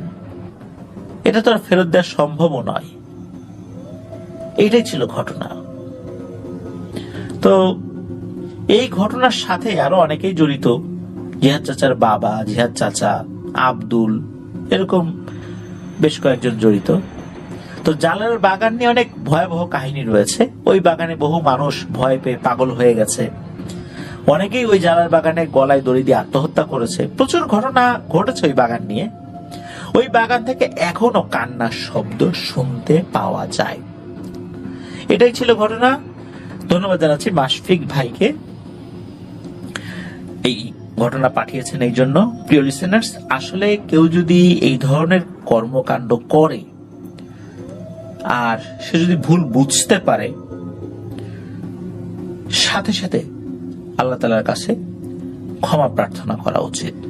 আর এই কাজগুলো তো এক ধরনের জাদু, আর এই জাদু যখন কেউ করে, সাথে সাথে কোনো একটি জিন সে চুক্তিবদ্ধ হয়ে যায়, তার জ্ঞাতসারেই হোক বা অজ্ঞাতসারেই হোক, সে সেই কাজটি করতে বাধ্য হয়। যতক্ষণ পর্যন্ত সেই চুক্তিটা ভঙ্গ না হয় বা চুক্তিটা সমাধান না হয়, নির্দিষ্ট পদ্ধতিতে সে পরিপূর্ণভাবে মুক্ত হতে পারে না, তারা মুক্তি খোঁজে। তো ওই জিনটা এভাবেই চুক্তিবদ্ধ হয়ে গিয়েছিল, যার কারণে ওই চুক্তি থেকে এখনো সে বের হতে পারেনি পরিপূর্ণভাবে। এই জন্যই জিহাদ চাচাকে স্বপ্নের মধ্যে এসে বারবার সেই মাটি চায়, কিন্তু জিহাদ চাচা তো সেটা ফেরত দিতে পারছেন না। ওদিকে সেই আব্দুল, উনি কষ্ট পেয়ে মারা গেছেন, এটা সত্য, কিন্তু মৃত্যুর পূর্বে উনি আল্লাহ তাআলার কাছে ক্ষমা চেয়েছেন, নামাজ কালাম পড়তেন। হয়তোবা আল্লাহ তাআলা তাকে দুনিয়াতেই কিছু শাস্তি দিয়ে নিয়ে গিয়েছেন, যেহেতু আল্লাহ তাআলার কাছে তিনি কায়মনোবাক্যে ক্ষমা প্রার্থনা করেছিলেন। তার পাপ কাজের শাস্তি আল্লাহ হয়তোবা দুনিয়াতেই দিয়েছেন, আল্লাহ তাআলা হয়তোবা আখিরাতে তাকে ক্ষমা করলেও করতে পারেন, যেহেতু উনি মৃত্যুর পূর্বে সুস্থ থাকা অবস্থায় আল্লাহর কাছে ক্ষমা চেয়েছিলেন। আল্লাহ ভালো জানেন। প্রিয় লিসেনার্স, আজকের এপিসোড এ পর্যন্তই ছিল। আশা করছি আজকের এই ঘটনাটি আপনাদের সকলের কাছে ভয়ের শিহরণ জাগা নিয়ে বলে মনে হয়েছে। আর ঘটনা ভালো লাগলে কমেন্ট সেকশনে জানাবেন। আমাদের ফেসবুক পেজ এবং গ্রুপ রয়েছে, সেখানে জানাতে পারেন। আমাদের এই চ্যানেলে এখনো যারা সাবস্ক্রাইব করেননি, তারা দ্রুত সাবস্ক্রাইব করে ফেলবেন প্লিজ। আর এই ভিডিওর লাইক বাটনে প্রেস করতে কিন্তু ভুলবেন না। প্রিয় লিসেনার্স, ইনশাল্লাহ আসছে শনিবার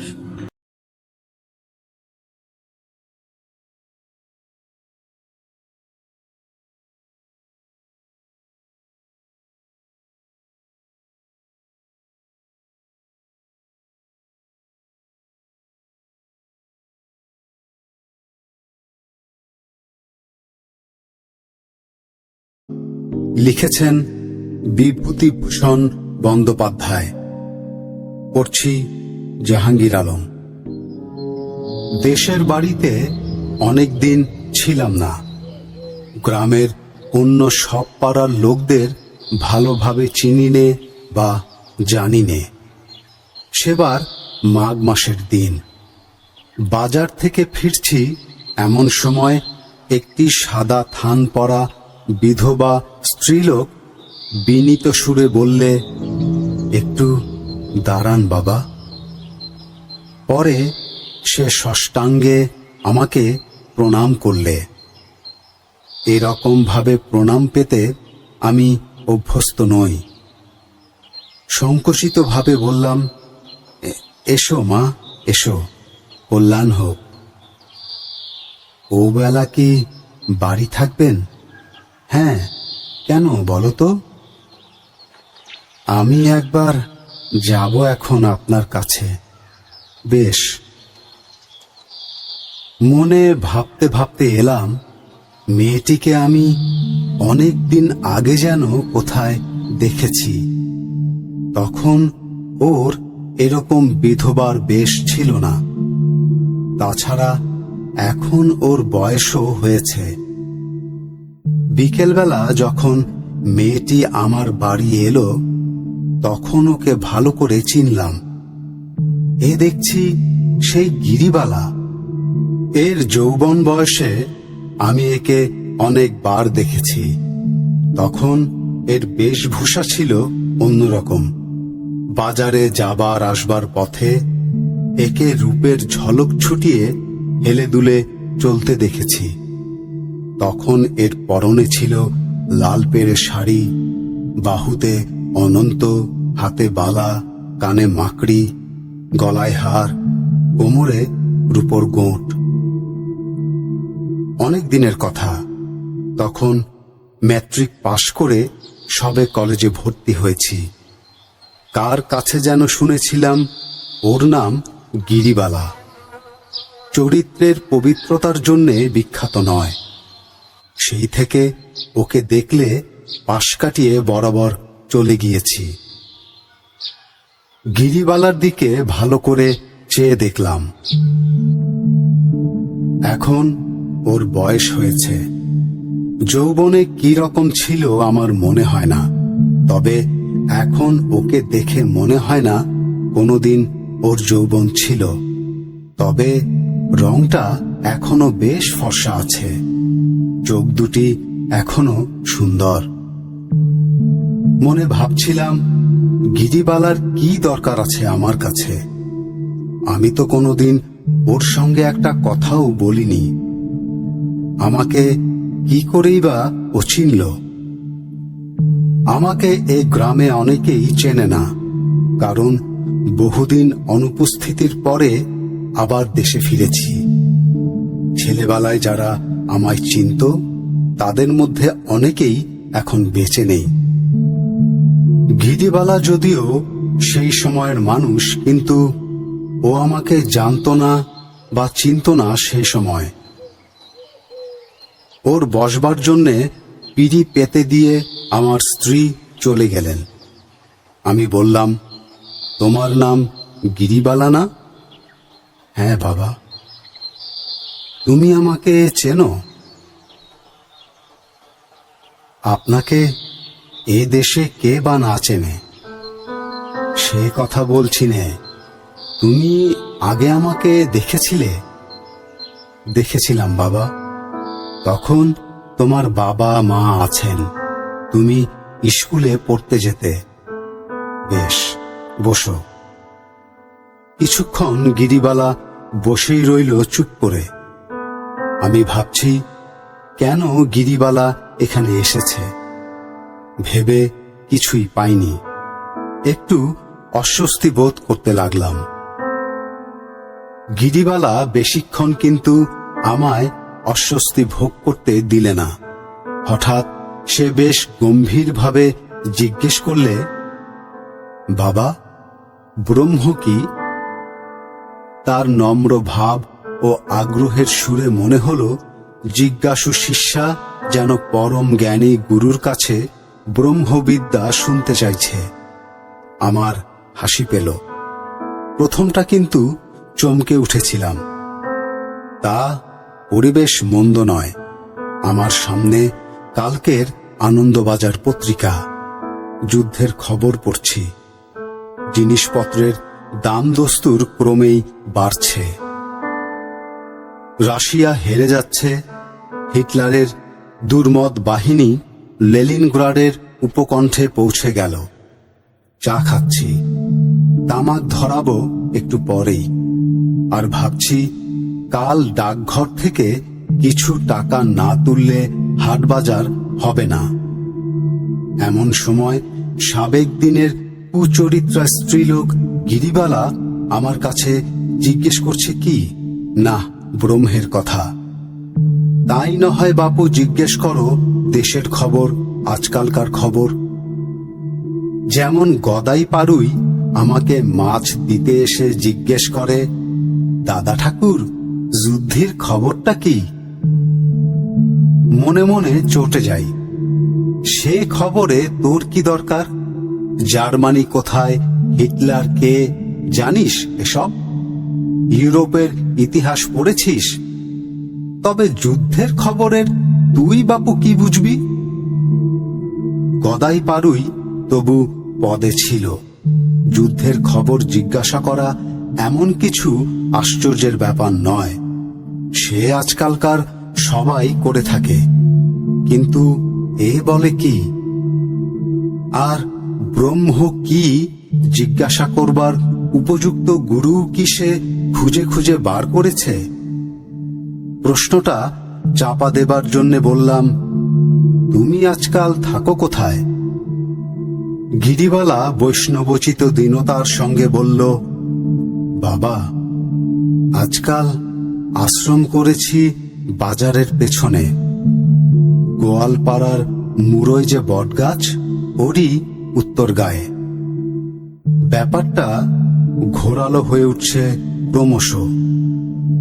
গিরিবালা আশ্রম করেছে, এত কথা আমি কি করেই বা জানব? না জানি ভালো করে ওর পূর্ব ইতিহাস, না জানি ওর বর্তমান জীবনের কোনো খবর। কথাবার্তা চালু রাখবার জন্যে বললাম, বটে, বেশ বেশ, একদিন তোমার আশ্রমে যাব। গিরিবালা হাত জোর করে বললে, সে সৌভাগ্য কি আমার হবে বাবা? না না, সে কি কথা, কতদিন আশ্রম করেছ? তা বাবা, বৃন্দাবন থেকে যে বছর ফিরলাম সে বছরই। শ্রাবণ মাসে বৃন্দাবন থেকে ফিরলাম, কার্তিক মাসে আশ্রম প্রতিষ্ঠা করলাম। তাহলে বৃন্দাবনেও গিয়েছে গিরিবালা? না, আগে যা ভেবেছিলাম তা নয়, ব্যাপারটা জটিল হয়ে উঠেছে। বললাম, বৃন্দাবনেও গিয়েছিলে? পাপ মুখে আর কি করে বলি। আর কোথায় গিয়েছ? কোথাও আর যাওয়ার দরকার হয়নি, ওখানেই তিনি আমায় কৃপা করেছেন। আর অনর্থক তীর্থে তীর্থে বেরিয়ে কি করব? যা কাজ তা হয়ে গেল। তিনি আমায় দয়া করে সব দিয়েছেন। তিনি মানে ভগবান? না, এ দেখছি খুবই জটিল ব্যাপার, থই পাওয়া যাচ্ছে না। গিরিবালা প্রবর্তকের থাকেও নেই, একেবারে কৃপাসিদ্ধ। এর সঙ্গে কথা বলতে সাহস হয় কই। বললাম, ও, আমায় তিনি বললেন, আমাকে তোর পূজা করতে হবে না, তুই যে আমার মা, আমি তোর ছেলে। বটে, আমার চোখ কপালে উঠবার উপক্রম হয়েছে। আর না, একে এবার তাড়াতে হবে, আর কোনো কথা চলবে না। বললাম, আচ্ছা গিরিবালা, আরেকদিন শুনবো, এখন একটু ব্যস্ত আছি আজ। কিন্তু গিরিবালাকে অত সহজে ফাঁকি দেওয়া চলে না। সে হাত জোর করে বললে, আমার কথাটা কি? ব্রহ্ম কি?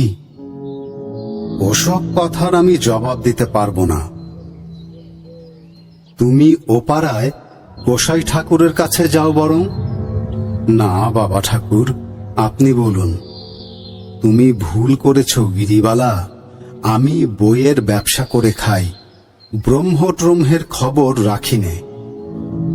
আচ্ছা বাবা ঠাকুর, আরেকদিন আমি আসব।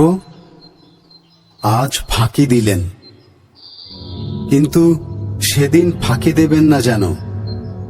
আমাকে ষষ্ঠাঙ্গে প্রণাম করে গিরিবালা বিদায় নিল। আমায় স্ত্রী জিজ্ঞেস করলেন, ও কে গো? ওর নাম গিরিবালা, এইটুকু জানি। আর জানি যে ওকে তিনি নাকি কৃপা করেছেন। তিনি কে? তিনি আর চিনলে না? তিনি মানে তিনি, ভগবান, গড, শ্রীকৃষ্ণ, ব্রহ্ম। আহা, ঢং বলে স্ত্রী বাড়ির মধ্যে চলে গেলেন। আমি সন্ধ্যাবেলায় গ্রামের ফটিক চক্রবর্তীর কাছে গেলাম। ফটিক চক্রবর্তীর এখন বয়স হয়েছে। এক সময় যথেষ্ট আমোদ প্রমোদ এবং আনুষঙ্গিক বিষয়াদির অনুষ্ঠান করার ফলে এখন ভগ্ন স্বাস্থ্য, হাঁপানি রোগগ্রস্ত। বললাম, ফটিক কাকা, গিরিবালাকে চেনো? এসো বাবা, বসো। কোন গিরিবালা?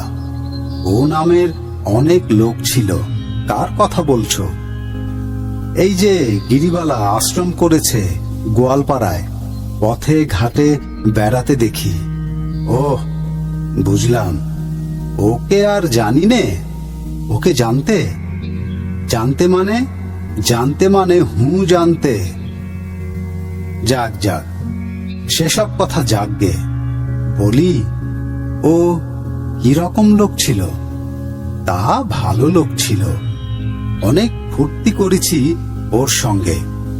ওর চেহারা ভারী সুন্দর ছিল। যেমন নাচতে পারত, তেমনি গাইতে পারত।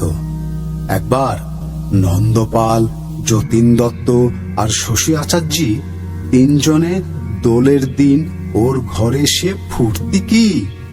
ওর মদ খেয়ে সে ঘুরে ঘুরে নাচ কি! কালা পেরে শাড়ি পরে ঘুঙুর পায়ে, তারপর এদিকে গিরিবালা মদ খেত। ফটিক চক্রবর্তী হতাশ হয়ে হাল ছেড়ে দেওয়ার ভঙ্গি করে বললে, না, তোমায় দিয়ে বাবাজি কাজ চলল না। গিরিবালা মদ খেত মানে? গিরিবালা মদ খেত মানে কি?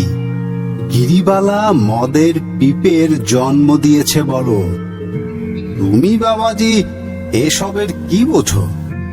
কেন গিরিবালার খবর নিচ্ছ কেন বলো তো? ব্যাপার কি? এই জন্যে নিচ্ছি যে সে কাল আমার কাছে এসেছিল।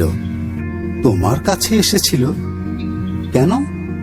তোমার কাছে তার এখন, আর তোমার কাছে বাবাজি এখন তার বয়স কত? না কাকা, আপনাকে নিয়ে আর পারা গেল না। সে এখন আর সে গিরিবালা নেই। সে এসেছিল আমার কাছে ব্রহ্মের কথা জানতে। কার কথা জানতে? ব্রহ্মের কথা। সে কে? ব্রহ্ম মানে ভগবান মানে? থাক, বুঝেছি, থাক বাবাজি। আবার তোমার সামনে যা তা বেফাস বলে ফেলবো বাবাজি। আপনি জানেন না, সে আশ্রম করেছে। তিনি তাকে কৃপা করেছেন। তিনি তাকে মা বলে ডেকেছেন। ফটিক চক্রবর্তী বিস্ময়ের সুরে বললেন, তিনি কে? ওই দেখুন, আবার আপনাকেও। তিনি মানে? যাগ্গে, আমি এখন যাই। আপনার মেজাজ এখন ভালো নেই দেখছি। ভালো আর কি করে হবে বাবাজি? যে কথা তুমি সকালবেলা শোনালে, তাতে মেজাজ ভালো রাখবার উপায় কি বলো? গিরিবালা নাকি আশ্রম করেছে, গিরিবালা নাকি। আচ্ছা, তাহলে এখন আসি ফটিক কাকা, আমার একটু কাজ আছে। বসুন। শশী আচার্যির নাম পেলাম ফটিক কাকার মুখে। শশী স্থানীয় কালী মন্দিরের পূজারী। এখন বয়স হয়েছে, চোখে ভালো দেখতে পান না। তাকে গিরিবালার নাম করতে তিনি বললেন, গিরিবালা ডাকসাইটে ছিল। সেসব কথা আর তোমার কাছে বলবো না বাবা। হ্যাঁ জানি, সে আশ্রম করেছে, সন্ন্যাসিনী হয়েছে, ওই যে বলে বৃদ্ধা বেশ্যা তপস্বিনী, তাই। গিরিবালার পূর্ব ইতিহাস ভালোভাবেই জানা হয়ে গেল। সুতরাং সে যখন পুনরায় আমার বাড়ি সেদিন এলো, তখন আমি বেশ কৌতূহলের দৃষ্টি নিয়েই ওকে দেখলাম। বৈকালবেলা আমি চা খেয়ে একটু বেড়াতে যাব ভাবছিলাম। গিরিবালা বললে, বাবা একটু পড়ে আমায় শোনাবেন? আমি একখানা বই এনেছি। কি বই দেখি? আপনার বাড়িতেই বইখানা থাক, মাঝে মাঝে এসে শুনে যাব। বড় ভালো বই বাবা। তা আমি তো লেখাপড়া জানি নে। বইখানা উল্টে পাল্টে দেখলাম। বইখানা অত্যন্ত পুরানো। নাম সাধন তত্ত্ব ও জীবমুক্তি। লেখকের নাম শ্রীমৎ ওঙ্কারানন্দ সরস্বতী। প্রাপ্তিস্থান সাধন আশ্রম। গ্রাম সারাড়িতলা, জেলা পুরুলিয়া, মানভূম। এসব ধরনের বইয়ের ওপর আমার কোনো কালে শ্রদ্ধা নেই। তবুও গিরিবালার মনোতুষ্টির জন্যে পাতার পর পাতা অত্যন্ত কঠিন সেকেলে বাংলায় লেখা সেই তত্ত্ব আমাকে গড় গড় করে পড়ে যেতে হলো। গিরিবালা মাঝে মাঝে হয়তো প্রশ্ন করে, হ্যাঁ বাবা, তাহলে জীবাত্মার সঙ্গে পরমাত্মার সম্পর্কটা কি বলছে? আমি আবার আগের পাতা থেকে পড়ে যাই, যা বুঝতে পারি ওকে বুঝিয়ে বলি। প্রত্যেক পাতা শেষ হওয়ার পর ভাবি, এইবার কি একটা ছুতো করে উঠে পড়া যায়? ঘণ্টাখানেক এভাবেই কেটে যাওয়ার পরে গ্রামের দুজন লোক হঠাৎ এসে পড়াতে ধর্মালোচনার আসর ভেঙে গেল। গিরিবালা যাবার সময় বইখানা আমার কাছে রেখে গেল। আবার একদিন যত শিগগির হয় ও আসবে সাধন তত্ত্ব শুনতে। আমার স্ত্রী বললেন, ও তোমার কাছে রোজ রোজ আসে কেন? ও আপদকে রোজ রোজ আসতে দিও না। তুমি জানো না, গিরিবালা আগে যেমনই থাক, এখন ওর পরিবর্তন এসেছে বলেই মনে হয়। তা হোক গে, ওসব লোক কখনো ভালো হয় না, দরকার কি ওর এখানে আসার? এবার কিন্তু গিরিবালা যখন এলো, তখন সকলের আগে আমার স্ত্রীকে গিয়ে ষষ্ঠাঙ্গে প্রণিপাত করলে। অনেকক্ষণ ধরে কি সব গল্পগুজব করলে, তারপর বাইরে এসে আমার সামনে বসল। তাকে সাধন তত্ত্ব পড়ে শোনাতে হলো ঝাড়া 2 ঘন্টা। ইতিমধ্যে বাড়ির মধ্যে চা খেতে গেলে গৃহিণী বললেন, গিরিবালা কি চলে গেল? না, বাইরে বসে আছে, সাধন তত্ত্ব শুনবে। যাবার সময় যেন এবেলা এখানে খেয়ে যায়। কেন হঠাৎ তার উপরে এত প্রসন্ন?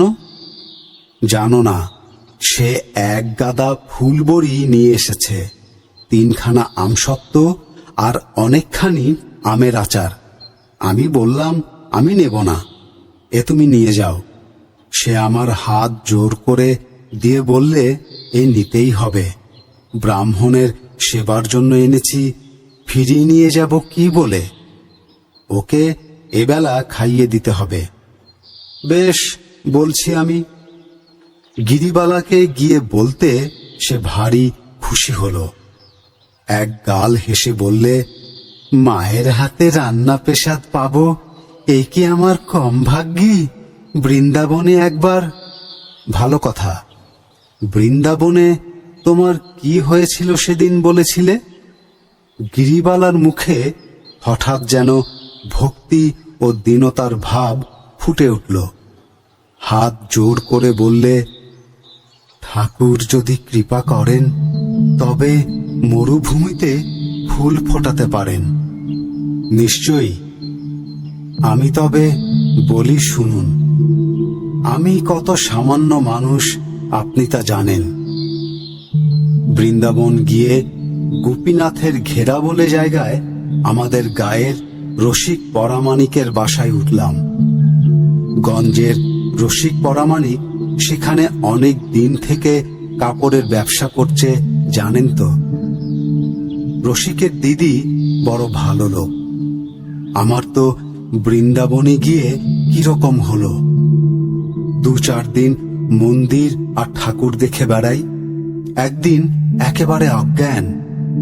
অজ্ঞান বাবা ঠাকুর, একেবারে ভাবের ঘোরে অজ্ঞান। বলো কি, ভাব সমাধি? যাই বলেন বাবা ঠাকুর, 10-12 দিন একেবারে দিন রাত জ্ঞান ছিল না আমার। নাওয়া খাওয়া করতে পারতাম না, না খেয়ে মরতে হতো যদি রসিকের দিদি না থাকতো। কি সেবাটাই করেছিল 15-20 দিন।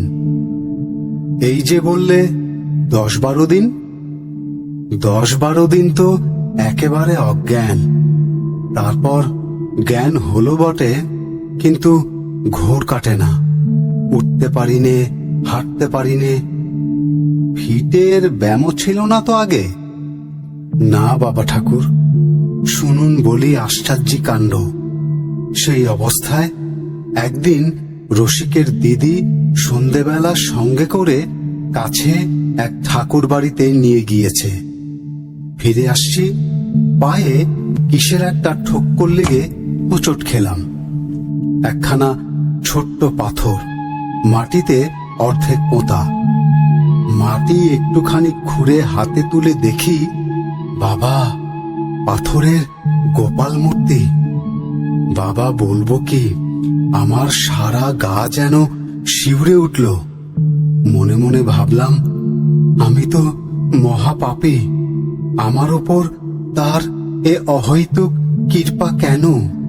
আমি তো কিছু করিনি তার জন্যে। গিরিবালার চোখ ছল ছল করে এলো। না, ফটিক কাকা যাই বলুন, এর সত্যই অনেক পরিবর্তন হয়েছে। পরম মহান্ত হওয়ার পথে উঠেছে দেখছি গিরিবালা। হরিদাস ঠাকুর আর লক্ষ্মী হীরা রূপাখ্যান চোখের সামনে পুনরায় অভিনীত হতে চলেছে নাকি? ফটিক কাকার কথা আর শুনছি নে।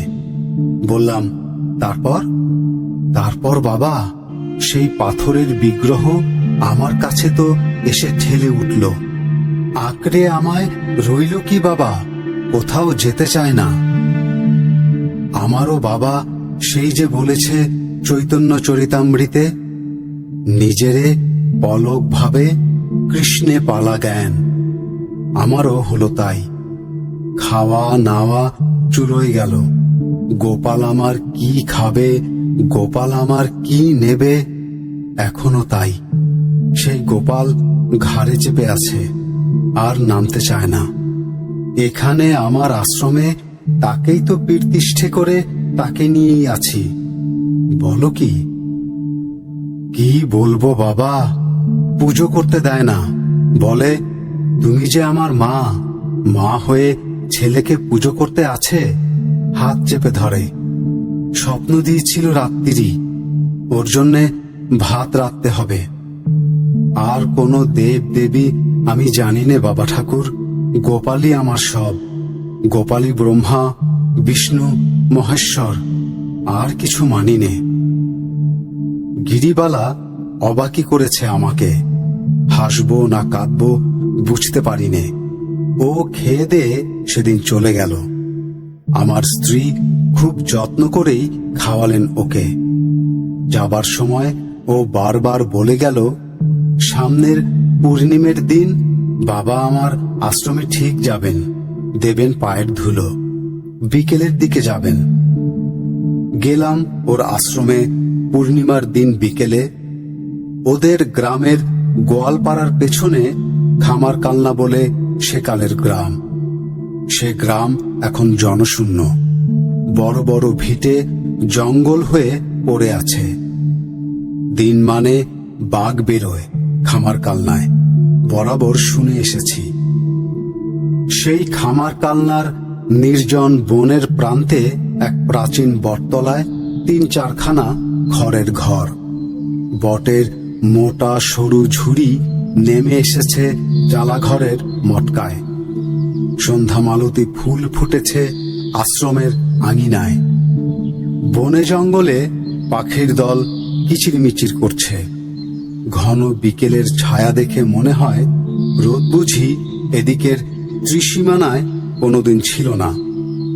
অনেক মেয়ে পুরুষ দেখলাম ওর আশ্রমে। উঠোনের মাটিতে বটগাছের ছায়ায় বসে তামাক খাচ্ছে পুরুষেরা। মেয়েরা পটল আর লাল ডাঁটা কুটছে রাশিকৃত। আধমন টাক লাল মোটা আউশ চাল ধুচ্ছে দুজন মেয়েতে। আজ নাকি ওরা সবাই এখানে খাবে। প্রতি পূর্ণিমাতেই নাকি এমন হয়।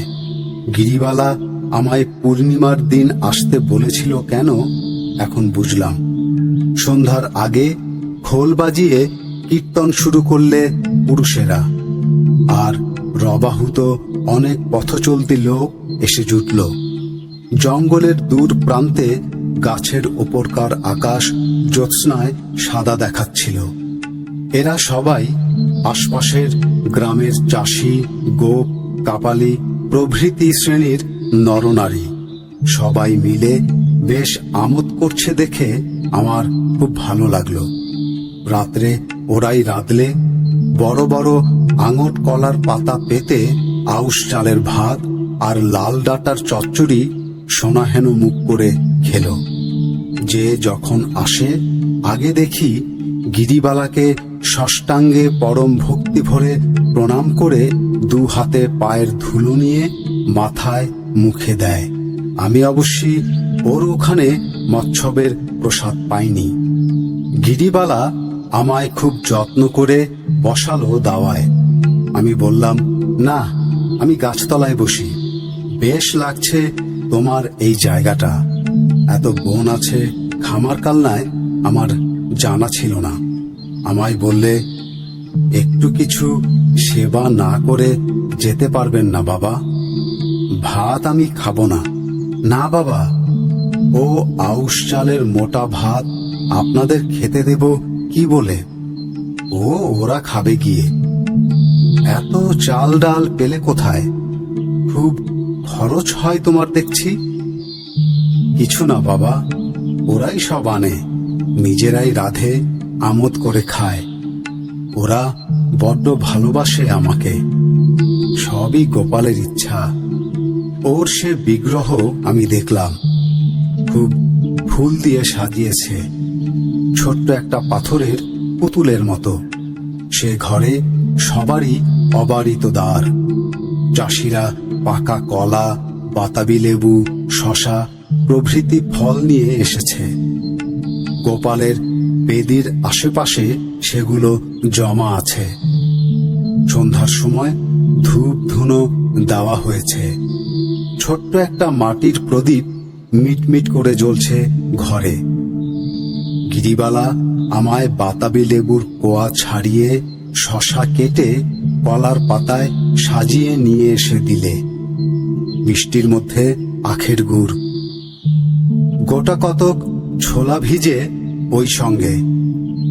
ওর আশ্রমের আবেষ্টনীতে বসে সেই পূর্ণিমার প্রথম রাত্রে বেশ লাগলো খেতে। গিরিবালার মুখে কিছু ভালো কথা শুনবার জন্যে ওরা এসেছে। গিরিবালা বোধহয় প্রতি পূর্ণিমাতেই ওদের কিছু কিছু ভালো কথা শোনায়। যারা এসেছে তারা দেখি কেবলই বলতে লাগলো, মা, আজ দু কথা বলবেন না? সন্ধে উতরে গিয়েছে, এবার বলুন মা। গিরিবালা সংকুচিত হতে লাগলো আমার সামনে। বাবা ঠাকুর বরং কিছু বলুন ওদের। আপনি থাকতে আমি আবার কি শোনাবো? সে কি কথা? আমি তো ধর্মকথার আচার্যি নিজেকে বলিনি কোনোদিন। রাজনীতির কথা শুনতে চাও, শোনাতে পারি। উড়োজাহাজ কি করে হলো তার কথা বলতে পারি, কিন্তু তত্ত্ব কথা, বাপরে। গিরিবালা সলজ্জ মুখে বলে, বাবার যেমন কথা, আমি বা কি কথা বলি? আমি বলি, তার ওপর ভক্তি রাখো, সব হবে। লোকে এসে বিরক্ত করে, আমার গরুর বাছুর হচ্ছে না, আমার স্ত্রীর সন্তান হচ্ছে না, বেগুনের ক্ষেত থেকে বেগুন চুরি যাচ্ছে, গায়ে গরুর ধসা পশ্চিমের মরক লেগেছে, অমুকের বউয়ের সন্তান হয়ে বাঁচে না। এসব আমার কাছে নালিশ। বিহিত করে দাও মা। তবে তো খুব দায়িত্ব তোমার। বাবা, ওরা কোথায় যাবে বলুন? সংসারে ধরে কাকে? কার ওপর নির্ভর করে? একটা কিছু চাইতো, আমাকেই এসে মা বলে ধরে। আমাকেই সব ধকল সইতে হয়। আমার কি ক্ষমতা বলো? গোপাল ভালো করবেন। গোপালের প্রসাদী ফুল নিয়ে যাও, যা হয় গোপাল করবেন, তার দয়া। বুঝলে না বাবা? কাজ হয়? হয় বই কি বাবা, লাগে তুক না লাগে তাক। ঝাড়ে ঢিল মারলে কোনো বাসে লাগবেই। ওরা সংসারী মানুষ, ওদের বুঝতে হবে সংসারের ভেতর দিয়েই। আপনাকে আলো ধরে পৌঁছে দিয়ে আসুক বাবা? না না, আমি বেশ যাব এখন, সবে তো সন্ধে। না বাবা, সন্ধ্যের সময় এখানে বাঘ বেরোয়, আপনি যান, সঙ্গে লোক দিচ্ছি। বড় রাস্তায় তুলে দিয়ে আসুক গিয়ে। বড় রাস্তায় যে লোকটা আমায় আলো ধরে এগিয়ে দিতে এলো, ওর দেখি বড় ভক্তি। আমায় বললে, মা একেবারে সাক্ষাৎ। উনি, সব উনি। ভক্তি ভরে হাত কপালে ঠেকিয়ে উদ্দেশ্যে প্রণাম করলে। বললাম, খুব ক্ষমতা নাকি? উনি সাক্ষাৎ, উনি সব। যা বলবেন তাই হবে। ছেলে হবে বললি ছেলেই হবে, মেয়ে হবে বললি মেয়েই হবে। বৃষ্টি হচ্ছে না, কলাই মুগ বুনতে পারছি নে, জমি ভাঙতে পারছি নে, মাকে গিয়ে ধরলেই হলো। বলো কি, বাকসিদ্ধ নাকি? কি বললেন বাবু, বুঝতে পারলাম না। না ঠিক আছে, তারপর? তারপর মোদের বিপদে আপদে সব উনি। ওনারে ছাড়া মোরা জানি নে। ছুটে ছুটে আসছি ওর কাছে, মা যা করেন। লোকটি আমাকে রাস্তায় তুলে দিয়ে চলে গেল। যাবার সময় আমার পায়ের ধুলো নিয়ে প্রণাম করে বললে, দেন একটু চরণের ধুলো ঠাকুর মশাই। আমরা মুরুক্ষ সুরুক্ষ গরিব মানুষ, কি বুঝি বলুন? অনেক কিছু বলে ফেললাম, অপরাধ নেবেন না। যাই, মা এ সময় দু একটা ভালো কথা আমাদের শোনান। কি কথা? ভালো কথা, তেনার ভগবানের কথা। আমাদের ওসব কথা কে বলছে বলুন? চাষা লোক, সারাদিন ভুঁই চাষ ক্ষেত খামার নিয়েই থাকি। মায়ের ছিঁড়ি মুখ থেকে ছাড়া আর পাচ্ছি কোথায় বলুন? কে মোদের শোনাচ্ছে?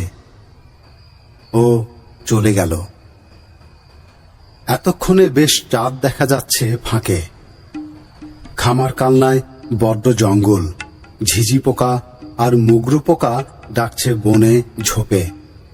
গিরিবালাকে অন্য চোখে দেখলাম এতক্ষণ পরে। ওর ঠিক স্থানটি কোথায় বুঝতে পেরেছি।